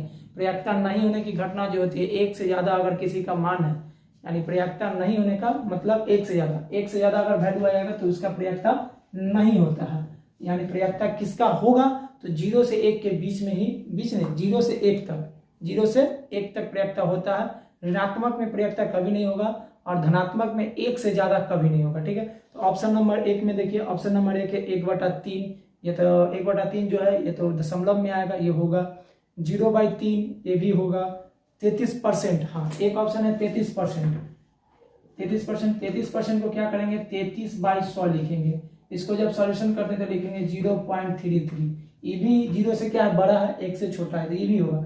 चौथा नंबर ऑप्शन में है 7/6, 6 को 7 से अगर हम भाग देते तो एक बार में 6, फिर 1 पॉइंट देंगे 0, 6 एकम 6, यहाँ 1 से जैसे ही अधिक हो गया, 1 से ज्यादा हो गया ना, 1 से ज्यादा हो गया, इसका मतलब आंसर नहीं होगा। और एक चीज हम बताते हैं ऑब्जेक्टिव बनाने के लिए, ऑप्शन में देखिएगा, ऑप्शन में अगर हर का मान जो होता है, देखिए ऑप्शन में ना हर का मान जो है हर का मान अगर अंश से कम, क्या हर का मान अंश से कम हो तो प्रयाक्ता नहीं होगी, तो उसका प्रयाक्ता क्या होगा, प्रयाक्ता नहीं होगी, प्रयाक्ता नहीं होगी, यानी उस संख्या का प्रयाक्ता नहीं हो सकती, वह प्रयाक्ता नहीं होगी, ठीक है। संख्या क्या है हर का मान, देखिए यहाँ हर क्या है 6 है, अंश क्या है 7 है, तो अंश से हर क्या है छोटा है, इसका मतलब प्रयाक्ता नहीं होगी, समझ में आ गया। चलिए अगली क्वेश्चन चलते हैं। अगला क्वेश्चन कहता है द्विघात बहुपद 2x² + 5x - 12, ठीक है, के शून्यक है। शून्यक जब ज्ञात करना हो तो इस क्वेश्चन को हम बाई ऑप्शन बनाएंगे, जरूरी नहीं इसको हम शून्यक ज्ञात करें पूरी तरह से, बाई ऑप्शन। देखिए यहाँ पे क्वेश्चन क्या है 2x² प्लस में 5x माइनस में 12। ऑप्शन हम लिख लेते हैं थोड़ा सा, अब स्क्रीन पे देखिए ऑप्शन क्या क्या है, इसे हम लिख लेते हैं -4 3/2। ऑप्शन बी में क्या है 4 3/2, ठीक है। ऑप्शन सी में है -3/2 यहाँ 4, और ऑप्शन डी में है -3/4, ठीक है। अब देखिए हमारे पास दो मूल होता है, एक अल्फा और एक बीटा, दो मूल निकालते हैं। तो यहाँ देखिए ये पूरा समीकरण लिखा हुआ है, हम एक काम कर लेते हैं ना, अल्फा इंटू बीटा चेक कर लेते हैं। अल्फा इंटू बीटा क्या होता है c/a, तो alpha into beta c/a, c का जगह कितना है 12। अब ये मत कीजिएगा c कहाँ से ला रहे हैं भैया, ये 12 कहाँ से आ रहा है, तो ये देखिए ये मानक रूप होता है ax² + bx + c = 0, ये द्विघात समीकरण का मानक रूप है, ये होता है c टर्म, ठीक ना। a की जगह कितना 2, ठीक, इसको काटते हैं तो कितना आ रहा है 6, यानी मूलों को जब हम गुना करेंगे तो वैल्यू कितना आना चाहिए 6, ठीक है। तो अब इसमें से हम मूल का गुना करके चेक कर लेते हैं। अगर सॉरी यहाँ पे देख लीजिए माइनस है ना, -6 आ रहा है, कितना -6। मूलों का गुना करके यहाँ देख लीजिए, ये दोनों एक अल्फा है एक बीटा, इसको गुना करके चेक कर लेंगे, -6 है वो आंसर हो जाएगा। पहला ऑप्शन को देखते हैं, -4 इंटू में 3/2, इसको काटते हैं तो कितना आएगा, इसको काटेंगे 2 2 4, यानी 2 बार में -2 गुना में 3 -6 हो गया आंसर। अब बताइए इसमें कोई है, हमको बताइए इसमें और कोई है, हो गया आंसर? नहीं, एक बार और चेक कर लेंगे, क्या चेक एक बार और करेंगे, ताकि हो सकता है डबल हो सकता है, गुणनफल है ना। इसको देखिए ये दोनों को गुना करते हैं। अब तो यहाँ किया है, यहाँ पे देख लीजिए 2 को 2 से काटेंगे तो 3 दूना 6, प्लस में 6 आएगा, ये कभी होगा नहीं, ये नहीं होगा। यहाँ देखिए 2 से 2 काटेंगे माइनस, ये हो सकता है और ये होगा नहीं, ताकि ये दोनों गुना करेंगे तो -12 होगा, ये कभी होगा नहीं। 2 को ऑप्शन माइनस बच गया, ये 2 ऑप्शन, ये 2 ऑप्शन में कौन सा होगा, तो गुणनफल में 2 निकला। अब एक और कंडीशन है, क्या, जब दोनों सेम आ जाए तब एक और कंडीशन अप्लाई, क्या, alpha plus beta. Alpha plus beta बराबर क्या होता है, 5/2, ठीक है, -b/a होता है, -5/2। मूलों का योगफल करके देख लेते हैं, यानी -4 जोड़ में 3/2, एलसीएम 2, -8 प्लस में 3 कितना हो जाएगा, -5/2। अब तो कंफर्म हो गया, यही आंसर होगा, यानी इसका आंसर क्या होगा, option number A is right answer. अभी हमने बताया तो आपको लगा होगा कि भैया बहुत टाइम लग रहा है, इससे अच्छा क्या करते, सॉल्यूशन ही कर लेते, क्या सॉल्यूशन ही कर, लेकिन सॉल्यूशन से आसान ये तरीका है, ठीक है। हमने यहाँ पे सॉल्यूशन किया तो थोड़ा टाइम लगा, सॉल्यूशन से आसान ये तरीका है, ठीक है। चलिए अगला क्वेश्चन, नेक्स्ट क्वेश्चन की ओर।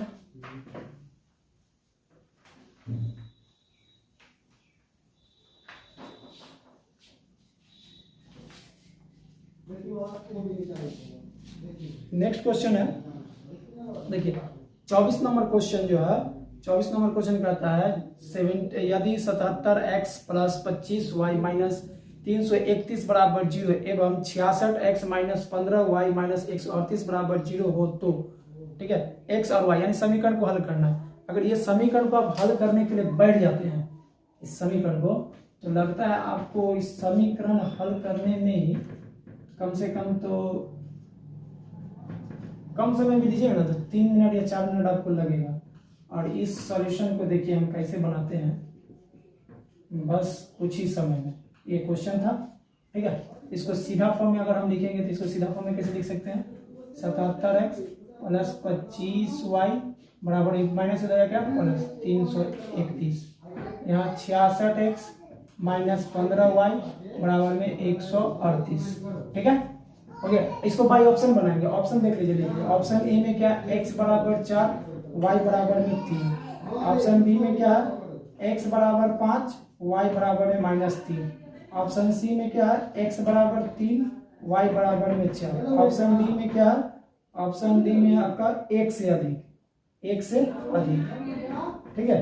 अब इसको हम चेक करते हैं, देखिए पहला नंबर पे ही देख लेते हैं चेक करके, यहाँ पे x का वैल्यू पुट करिए, x की जगह कितना है 4, तो 77 में 4 से गुना करेंगे तो कितना होगा, 77 को 4 से गुना कीजिए, फिर प्लस 25 गुना में 3 कीजिए, इसको कीजिए तो कितना होगा, 7 चौक 28, 2 7 चौक 28 29 30 प्लस 25 या 75, प्लस करेंगे। अगर ये दोनों को प्लस करते हैं कितना होगा, 8 7 8 5 13 के 3 हासिल 1, तो यहाँ देखिए इकाई अंक 3 आ रहा है, यहाँ है कितना इकाई अंक 1, ये ऑप्शन नहीं होगा, ये ऑप्शन नहीं होगा, ये आंसर नहीं होगा, ठीक है। नेक्स्ट फिर चेक करते हैं, अगला पर चेक करते हैं, x की जगह कितना रखना है 5, एक ही पे चेक करके देखिए, x की जगह 5 रखते हैं और y की जगह कितना रखते हैं, -3, ठीक है। इसको गुना कीजिए, 77 को 5 से 7 5 35 3 7 5 35 37 38 प्लस माइनस माइनस 25 या 75, ठीक है।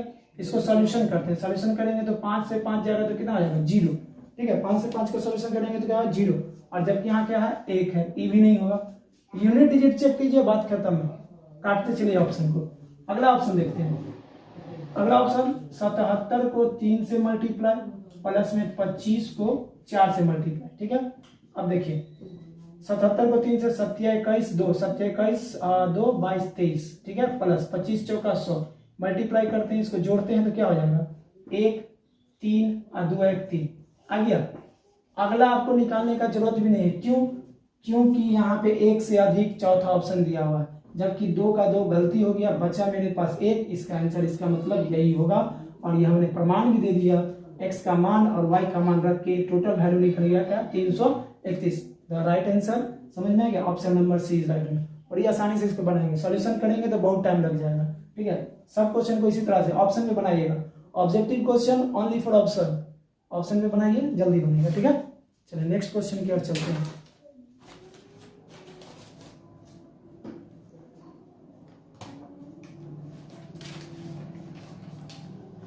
चलिए अब अगली क्वेश्चन की ओर आते हैं। अगला क्वेश्चन है क्वेश्चन नंबर 25।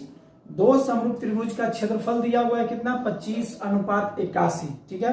उनकी संगत भुजा का अनुपात पूछ रहा है। तो संगत भुजा का जब भी अनुपात निकालना होगा तो क्षेत्रफल का जो अनुपात दिया हुआ है, क्षेत्रफलों का क्या दिया हुआ है अनुपात, कितना कितना दिया हुआ है, दो त्रिभुज है ना।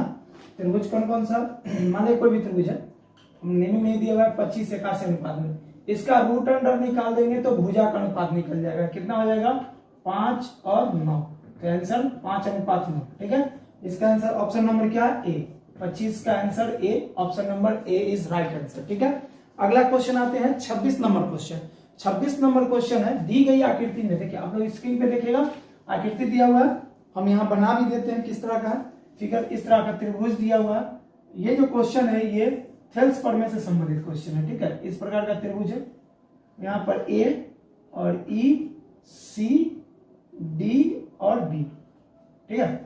थेल्स प्रमेय से होता है इस भुजा का अनुपात इस भुजा के बड़ा, ये भुजा और ये भुजा का अनुपात, ये भुजा के अनुपात की क्या होता है बराबर, यानी ए ई बटे ई सी बराबर में हम लिख सकते हैं ए डी बटे डी बी, ठीक है।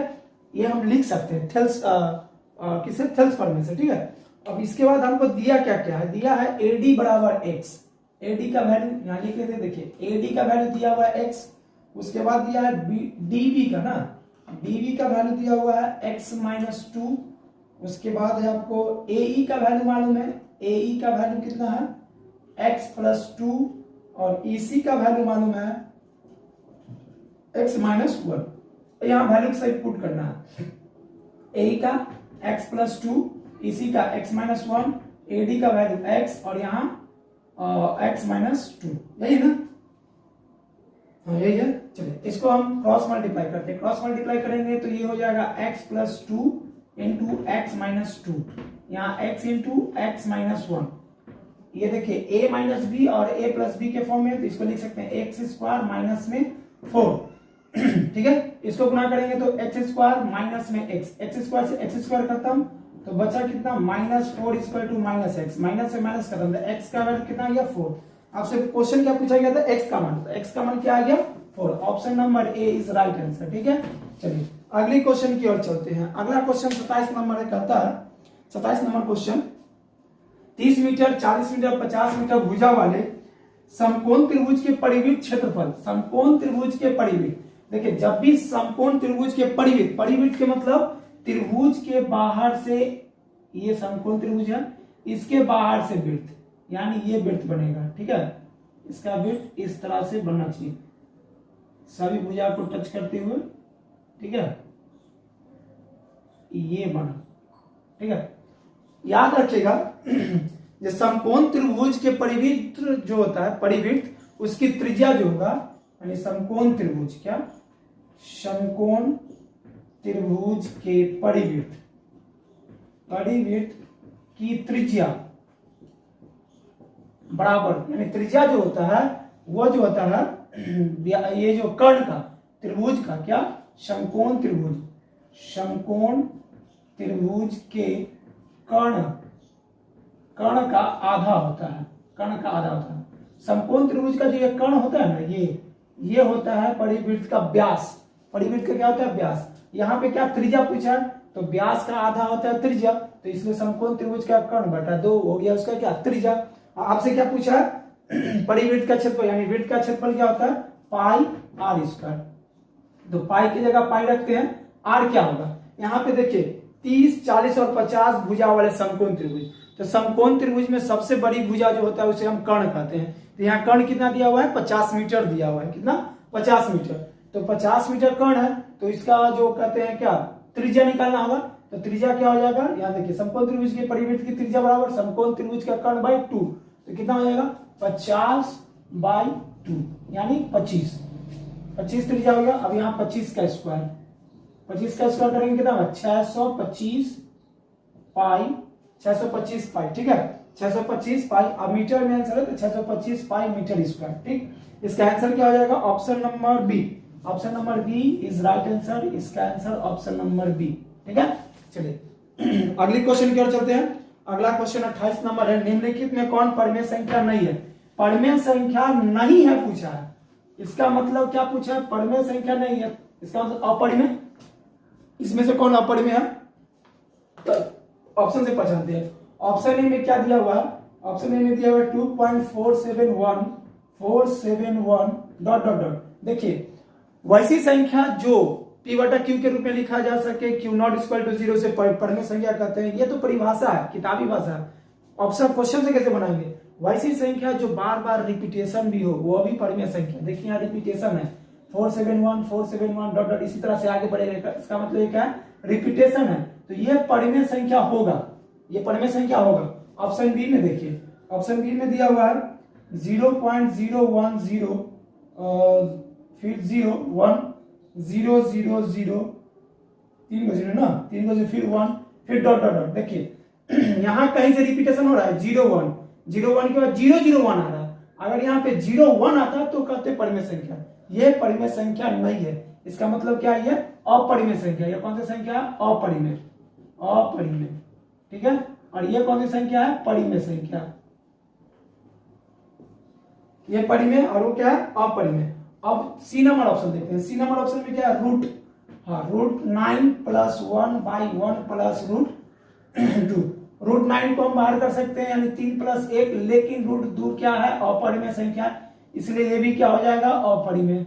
आपसे क्वेश्चन में पूछा ही गया है क्या? अपरिमेय संख्या, मतलब परिमेय नहीं है, मतलब अपरिमेय है, तो अपरिमेय संख्या इसमें से कौन सा हो गया? यानी दो दो ऑप्शन मेरा अपरिमेय है। तो डी में क्या ऑप्शन है? एक से अधिक, एक से अधिक, एक से अधिक, एक से अधिक इसका राइट आंसर हो जाएगा। Option number D is right answer, यानी इसका आंसर क्या? एक से अधिक। क्वेश्चन नंबर 28 का खत्म हो गया, ठीक है।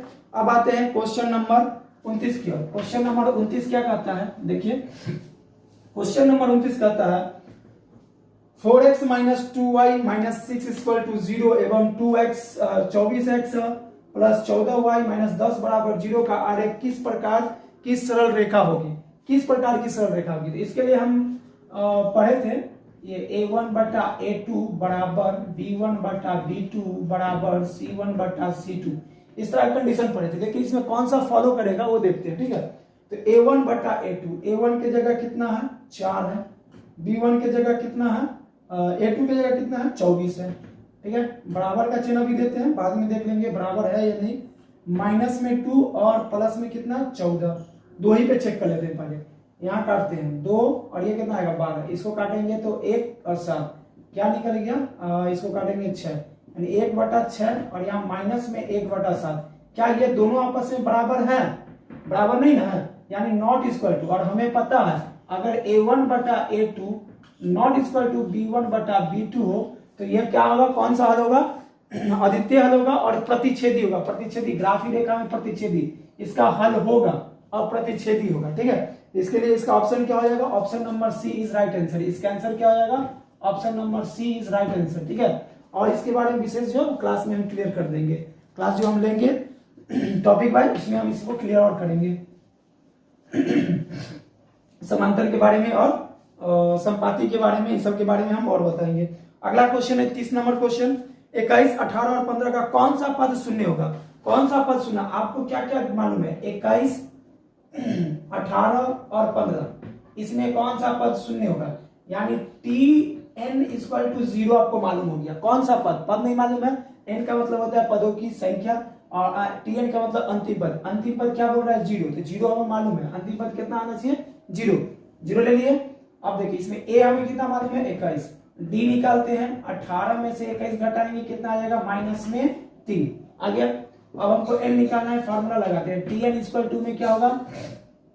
a plus n minus 1 into में d, ठीक है। tn के जगह 0, a के जगह कितना हो गया? 21 plus n minus 1 into d के जगह माइनस 3।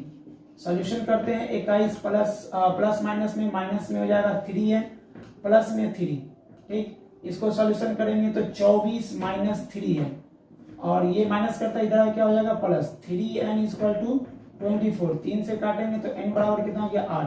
इसका मतलब कौन सा पद हो गया 8वां पद। ऑप्शन नंबर में कौन सा है C. Option number C is right answer. थोड़ा जल्दी जल्दी कर रहे हैं, समय कुछ ज्यादा ले लिए हैं, वीडियो कुछ लंबा हो जाएगा, इसलिए थोड़ा जल्दी जल्दी करें, ठीक है।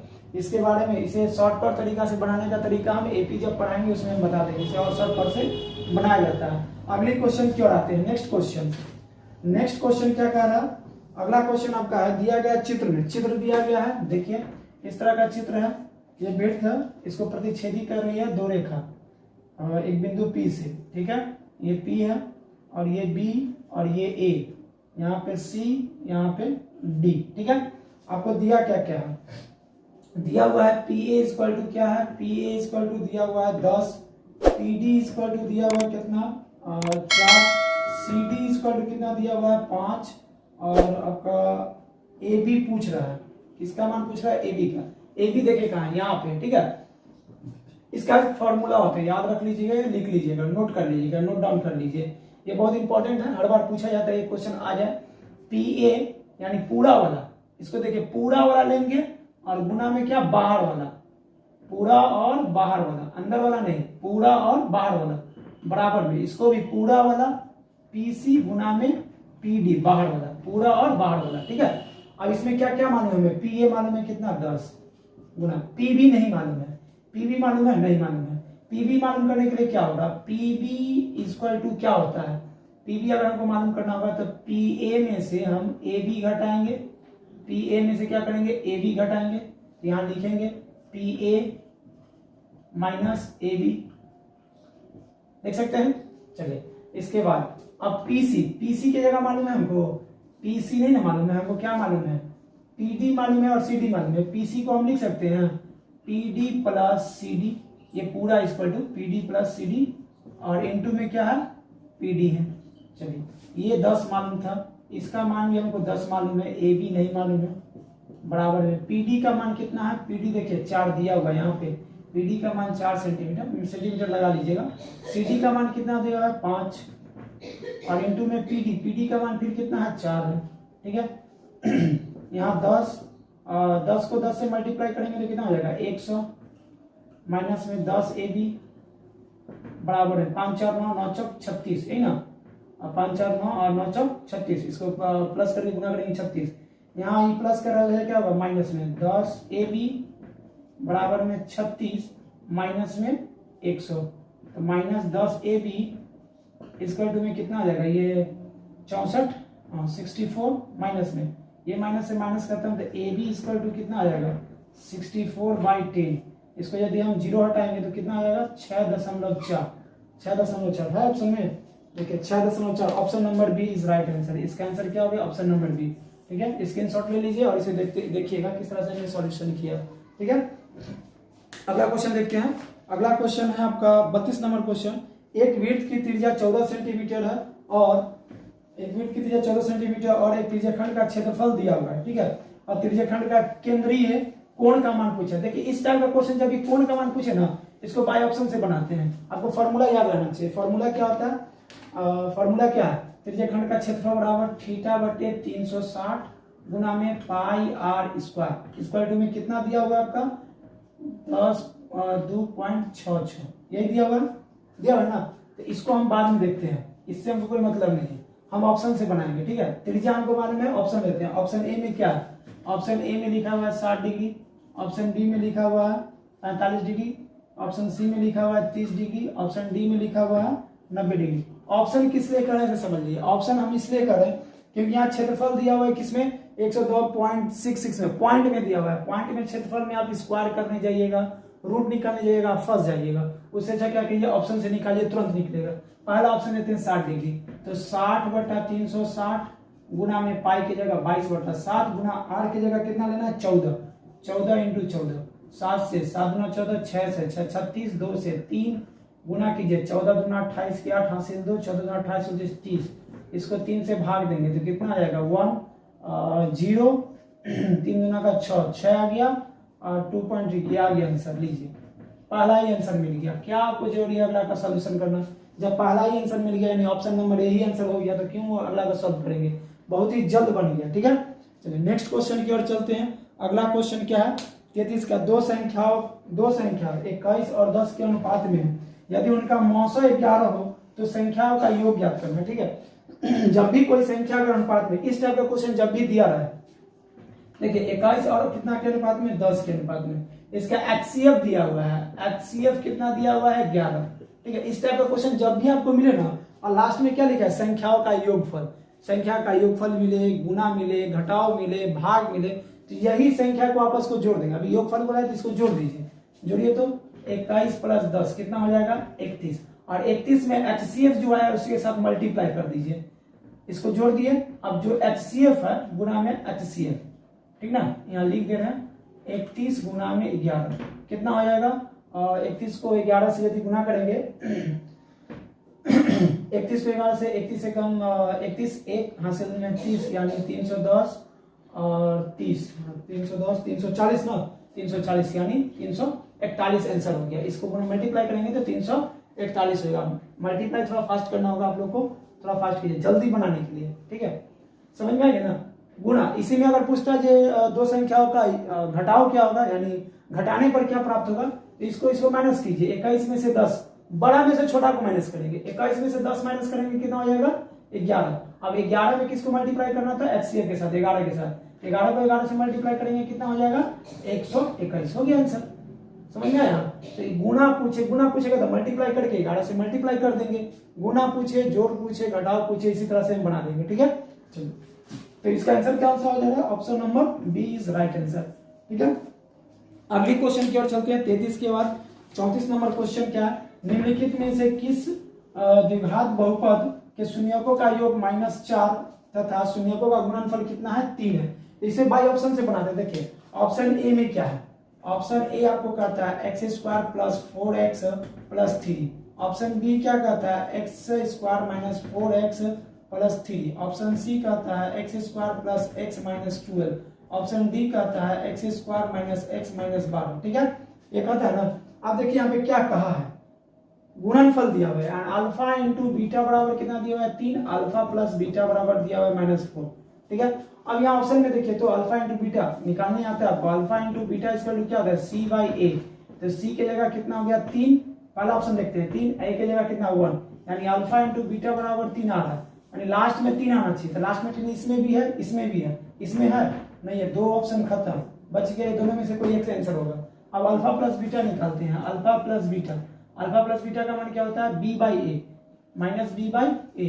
चलिए -b यानी पहला ऑप्शन देखते हैं, -b यानी -4/a। तो अल्फा a की जगह कितना हो जाएगा 1, अल्फा प्लस बीटा का मान क्या होना चाहिए, -4। देखिए तो यहाँ अल्फा प्लस बीटा का मान क्या दिया हुआ है, 4, मूलों का एक आपको दिया हुआ है -4, यहाँ -4 आ गया, इसका मतलब इसका आंसर क्या हो जाएगा, ए इज राइट आंसर। ठीक है, बी भी गलती हो गया, ए इज राइट आंसर। तो 34 का आंसर कंप्लीट हो गया क्या, ए।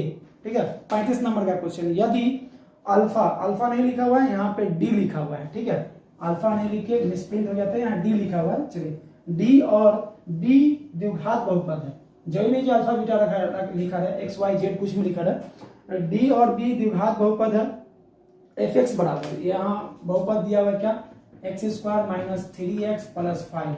ठीक है, दिया हुआ है कि मूल हो तो 1/α क्या है, 1/b + 1/d + 1/b के बारे में लिखना है, का मान ज्ञात करना है। तो इसको कैसे ज्ञात करेंगे, देखो यहाँ पे 1/d है, इसको पहले सॉल्यूशन कर लो, d × b यानी अल्फा इंटू बीटा, और इसको इसी से कैंसिल तो क्या बचेगा, बीटा प्लस अल्फा, यानी ऊपर में मूलों का योगफल और नीचे मूलों का गुणनफल। तो मूलों का योगफल हमें पता है क्या होता है, मूलों का योगफल क्या होता है, -b/a, और मूलों का गुणनफल क्या होता है, c/a।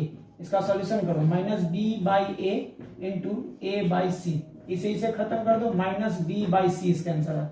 अब इसको डायरेक्ट बनाएंगे, यही हम सिखाना चाहते हैं, डायरेक्ट हम आपको ये वाला रटवाते हैं। अगर कभी भी आपसे क्वेश्चन इस तरह से पूछे 1/α + 1/β, आप चुपचाप कुछ मत कीजिए, -b/c करिए, आंसर हो जाएगा, -b/c। तो b का मान कितना है, 3, तो माइनस में -3 और बटा c का मान कितना है, 5, तो minus plus 3/5 is right answer. इतना नहीं करना, डायरेक्ट यहाँ बनाना, यहाँ पे बस हो गया कंप्लीट। कितना समय लगा आपको बनाने में? टाइम लग जाएगा। हम बिना बस क्वेश्चन देखना है, ऑप्शन देखना और आंसर कंप्लीट। 3/5 आंसर हो गया। इसका ऑप्शन नंबर कौन सा है? डी। इसका आंसर क्या हो जाएगा? D. Option number D is right answer. ठीक है, अगला क्वेश्चन चलते हैं। 36 नंबर क्वेश्चन। 36 नंबर क्वेश्चन बहुत अच्छा क्वेश्चन है, थोड़ा लॉजिकल था। इस क्वेश्चन को घुमाया गया, जो भी सेटर क्वेश्चन को सेट किए थे बहुत ही अच्छी तरह से सेट किए थे। क्वेश्चन हम बता दें, ये क्वेश्चन हमने नहीं सेट किया, क्वेश्चन मंगाते हैं हम लोग भी अलग से। जो हमारे फ्रेंड है उन्होंने क्वेश्चन सेट करके दिए थे। ये क्वेश्चन बहुत अच्छे सेट किए हैं, साथ में ऑप्शन भी बहुत अच्छा है। क्या लिखा हुआ है? मूल वास्तविक होने के लिए शर्त क्या है? मूल वास्तविक, तो मूल वास्तविक कब होगा? देखिए, जब d का मान 0 हो, मूल वास्तविक और बराबर होता है। क्या होता है? वास्तविक और बराबर, ठीक ना। इसमें होता है वास्तविक और बराबर, और बराबर। अगर d का वैल्यू बड़ा हो 0 से तो वास्तविक और भिन्न भिन्न, वास्तविक और भिन्न भिन्न, भिन्न भिन्न। और एक ऑप्शन में आपका d greater than equal to 0, मतलब इसमें वास्तविक भी होगा, बराबर भी होगा और भिन्न भिन्न भी। इसका मतलब वास्तविक भिन्न भिन्न, इसका मतलब वास्तविक बराबर। एक क्वेश्चन आप लोग को हम अभी कंफर्म कर दे रहे हैं, इसमें से अगर कभी आया बोर्ड में आया, अगर आता है बराबर एक क्वेश्चन, 4 1 2 3 में से एक वो आता है, अब कौन सा आएगा पता नहीं, इसका कंफ्यूजन हम दूर कर देते हैं आपका। अगर वास्तविक और बराबर पूछे तो ये टिक आउट करना है, वास्तविक और भिन्न भिन्न पूछे तो इसको टिक आउट करना है। ठीक है, अगर आपसे पूछे वास्तविक बराबर और भिन्न भिन्न, वास्तविक बराबर और भिन्न भिन्न तीनों वर्ड का यूज कर दे तो हम इसको लिखेंगे क्या क्या? वास्तविक, ठीक है, वास्तविक बराबर और भिन्न भिन्न, और भिन्न भिन्न तीनों शब्द का यूज करेंगे तो ये भी लेंगे। ठीक है, चौथा ऑप्शन में इसमें हम दिए थे एक से अधिक, एक से अधिक। ये हमने क्यों दिया? सो देखिए डी नंबर ऑप्शन, यहां आपसे ये नहीं पूछा है बराबर भिन्न भिन्न है क्या, आपसे सिर्फ पूछा है वास्तविक। तो वास्तविक देखिए, इसमें भी वास्तविक है, इसमें भी वास्तविक है और इसमें भी वास्तविक है, तीनों में वास्तविक है। इसका मतलब इसका answer option number D is right answer, एक से अधिक। ठीक है, एक से अधिक इसका आंसर होगा। ठीक है, चलिए अगले क्वेश्चन। वृत्त के 1/4 भाग की परिधि क्या है ना? परिधि क्या है 1/4 भाग की? सबसे पहले तो वृत्त की परिधि क्या होती है ये बताइए। वृत्त की परिधि जो होता है वो होता है 2πr। क्या होता है? 2πr वृत्त की परिधि। परिधि कहते हैं किसे हैं? बहुत सारे बच्चे को परिधि किसे कहते हैं नहीं पता। सिंपल भाषा में हम कहते हैं, ठेठ भाषा में, मंदिरवा के प्रकरण करब ओहे परिधि होई। ठीक ना, जैसे मंदिर होता है, मंदिर का आप लोग प्रकरण करते हैं कभी कभी, क्या कहते हैं उसको, पूजा होता है शिवरात्रि के दिन मंदिर का चक्कर काटना। तो एक चक्कर कैसे गिनते हैं? हमको 8 चक्कर काटना है, कोई 108 चक्कर काटना है, कैसे गिनते हैं? जहां से स्टार्ट किए वहां आके क्या करते हैं? खत्म करते हैं। जहां से स्टार्ट किए वहां आके अगर खत्म किए तो वो क्या हो गया? एक चक्कर। तो उसी तरह से परिधि भी चक्कर है, यहाँ से स्टार्ट किए यहीं आके खत्म करेंगे तो होगा एक चक्कर, तो इसको परिधि कहेंगे। तो आपसे क्या पूछा गया? वृत्त की परिधि पूछा गया है नहीं ना? वृत्त का परिधि 2πr। आपसे पूछा गया वृत्त के 1/4 भाग का। 1/4 मतलब इसका 4 भाग करेंगे, 1 2 3 4 भाग हो गया। अब इस भाग को मिटा दीजिए, आपसे सिर्फ इस भाग का क्षेत्र परिधि पूछा, बस इस भाग का। तो आप कहां से कहां तक जाइएगा? यानी 4 भाग का। तो इसका तो अब 4 भाग कर दिए। ठीक है, 4 भाग कीजिएगा तो क्या हो जाएगा? 1/2 πr ना, πr 1/2 ये हो गया, πr/2, πr/2। तो ये आपने क्या निकाला? सिर्फ इतने भाग का ही आपने निकाला परिधि, और ये तो बच गया था कि आप यहां से स्टार्ट कीजिए यहां तक गए, और हमने कहा जहां से स्टार्ट करेंगे वहीं खत्म करेंगे तब परिधि होता है। यहां से यहां आए, यहां से फिर कहां चलेंगे? यहाँ, ये हो गया r, त्रिज्या होता है। फिर ये क्या होता है? त्रिज्या। त्रिज्या आपस में बराबर होते थे, कितना त्रिज्या क्रॉस किए? 2 गो, प्लस में 2r। तो ये आपका आंसर होगा πr/2 प्लस 2r। देखिए ऑप्शन नंबर में है, ऑप्शन नंबर सी। हाँ, एक चीज और, इसमें एक और है, ऑप्शन नंबर सी। एक इसको और सॉल्यूशन कीजिए, r इसका एलसीएम 2, इसको क्या लिखेंगे? 4r लिख सकते हैं। यानी ऑप्शन नंबर बी में और ऑप्शन नंबर सी में दोनों है। ठीक है, तो इसका आंसर क्या हो जाएगा? Option number D. Option number D is right answer, एक से अधिक। Option number D is right answer, एक से अधिक। कभी भी आपको अर्धवृत्त का परिधि पूछे, किसी चीज का परिधि पूछे, उसको आधा करना है तो 2 से भाग देना है और 2r कर देना, प्लस में हमेशा 2r, प्लस में 2r रखना है, ठीक है। चलिए अगले क्वेश्चन की ओर चलते हैं। अगला क्वेश्चन है, एक शंकु की पूर्ण सतह का क्षेत्रफल 24 मीटर स्क्वायर है और उनकी त्रियक ऊंचाई शंकु के आधार की दुगनी है। शंकु के आधार की त्रिज्या की दुगनी है, शंकु के आधार का क्षेत्रफल। सबसे पहले हमको बताइए शंकु का आधार वृत्ता कैसा है। तो शंकु का आधार जो होता है वह होता है वृत्ताकार। कैसा होता है? वृत्ताकार। नीचे टोपी आकार का वृत्त होता है, ठीक है, वह वृत्ताकार होता है। हमसे क्या पूछा? शंकु का संपूर्ण सतह का क्षेत्रफल। तो शंकु का पूर्ण सतह का क्षेत्रफल ना, यानी संपूर्ण सतह का क्षेत्रफल क्या होता है? क्षेत्रफल होता है पाई आर, ठीक है, क्या होगा? पाई आर इंटू में आर प्लस एल, है ना, पाई आर इंटू में आर प्लस एल, ताकि नीचे वाला भी जुट गया। तो चलिए, तो संपूर्ण पृष्ठ क्षेत्रफल हमें मालूम है और साथ ही साथ में क्या मालूम है उसको देख लेते हैं। उनकी त्रियक ऊंचाई शंकु के आधार की त्रिज्या की दुगनी है। तो शंकु के आधार की त्रिज्या की दुगनी है। त्रिज्या यदि r है तो ऊंचाई जो होगा त्रियक ऊंचाई यानी l जो होगा 2r होगा। क्या हो जाएगा? 2r, क्योंकि त्रिज्या की दुगनी है ना, तो l हो गया 2r, त्रिज्या हो गया r, ठीक। अब हम चलते हैं क्वेश्चन की ओर। क्षेत्रफल कितना दिया हुआ है? 24 मीटर स्क्वायर, 24 मीटर स्क्वायर। इसको देखिए, आप इसको सॉल्यूशन कीजिएगा, यहां से फिर आप त्रिज्या निकालिएगा, गड़बड़ हो जाएगा, ठीक है। आधार का क्षेत्रफल पूछा ना, आधार कैसा होता है? वृत्ताकार। सिंपल फॉर्म में पूछ रहे हैं, आधार होता कैसा है? वृत्ताकार। अब वृत्त का क्षेत्रफल होता क्या है? Pi R square. देखिए तो इसको मल्टीप्लाई कीजिए, तो यहाँ पे इसको मल्टीप्लाई कीजिए तो पाई आर स्क्वायर हो गया, और प्लस में क्या हो जाएगा? पाई आर एल। कंप्लीट हो गया ना। अब 24 metre square, pi R, R की जगह त्रिज्या ही है, कोई दिक्कत नहीं है, पाई आर स्क्वायर लिखेंगे प्लस पाई आर। एल की जगह क्या लिखेंगे? 2r। क्या है? 2r। तो 24 metre square equal to pi R square plus, इसको मल्टीप्लाई करेंगे तो 2 पाई आर स्क्वायर हो गया। इसको जोड़ लीजिए, क्या हो जाएगा? 3 पाई आर स्क्वायर, यहाँ 24, ठीक है। देखिए पूरा सॉल्यूशन करेंगे, त्रिज्या निकालेंगे, बनाएंगे, फंस जाएंगे, बहुत लंबा प्रोसेस रहेगा। आंसर निकल गया आपका, 3 से काटेंगे कितना हो जाएगा? 8। पाई आर स्क्वायर स्क्वायर टू कितना? 8 मीटर। और पाई आर स्क्वायर क्या होता है? शंकु का आधार का क्षेत्रफल, क्योंकि शंकु का आधार वृत्ताकार होता है, इसका क्षेत्रफल पाई आर स्क्वायर, ठीक है। तो पाई आर स्क्वायर बराबर कितना? 8 मीटर। ऑप्शन नंबर कितना है? 8 मीटर स्क्वायर ना। हाँ, ऑप्शन नंबर क्या है? ए। 38 का option number A is right answer, ठीक है। समझ में आया? चलिए, क्वेश्चन थोड़ा अच्छा था, बहुत अच्छा क्वेश्चन था ये। चलिए अगला क्वेश्चन चलते हैं। 39 नंबर क्वेश्चन। 39 नंबर क्वेश्चन क्या कहता है? किसी त्रिभुज के 3 कोण क्रमशः, देखिए हमने एक और क्वेश्चन बताया कि त्रिभुज के अंतःकोणों का योगफल कितना होता है? 180 डिग्री।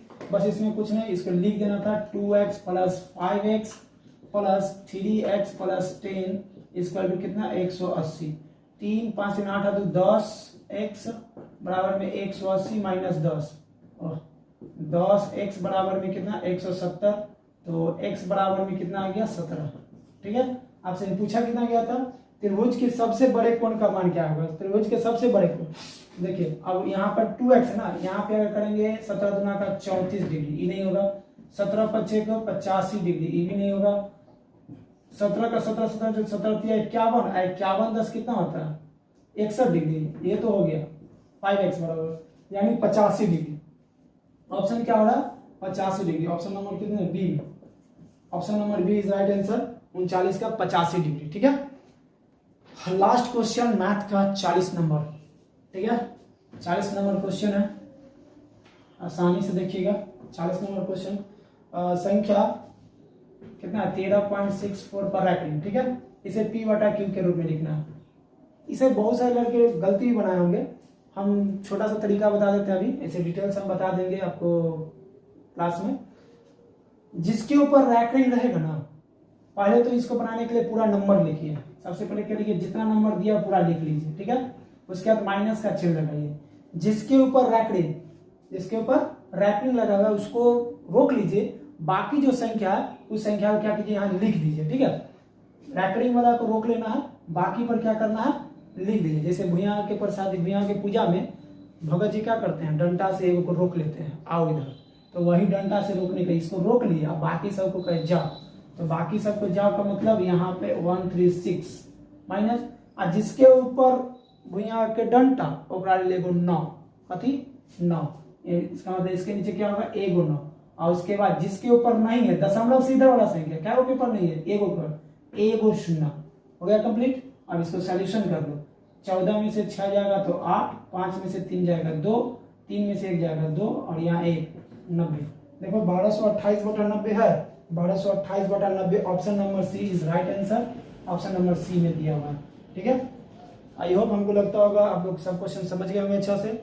40 मैथ था, मैथ का पूरा डिस्कशन करा दिए हैं।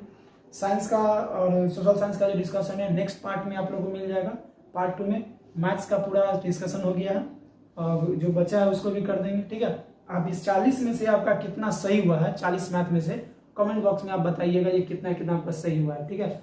और रह गई आप लोग का OMR का, तो OMR हम आज नहीं दे पाएंगे, OMR हम कल देंगे, बोले थे आज देने के लिए, लेकिन OMR हम कल देंगे क्योंकि उसे हमने सील कर दिए सभी लोगों के बीच में। जब कॉपी चेक होंगे उन लोग सब आएंगे, कल का टाइम दिया गया है, यानी 10 तारीख का टाइम दिया गया सभी लोगों को आने के लिए, जो जो टेस्ट में मौजूद थे टीचर लोग, उन लोग 10 तारीख को आएंगे, और सब उन्हीं के सामने में पूरा OMR चेक भी होगा। उसी वक्त चेक होने के बाद आप लोग के मोबाइल पे व्हाट्सएप नंबर पे जो भी दिए हैं उससे आपका OMR चल जाएगा, उससे भी आप एक बार मिला लीजिएगा। ऐसे आप लोग क्वेश्चन से मिला लीजिए कि कितना सही है और कितना गलत है, ठीक है। अभी के लिए धन्यवाद, नेक्स्ट वीडियो में मिलते हैं आप लोग से अगले पार्ट में, सेकेंड पार्ट 2 में, ठीक है। धन्यवाद।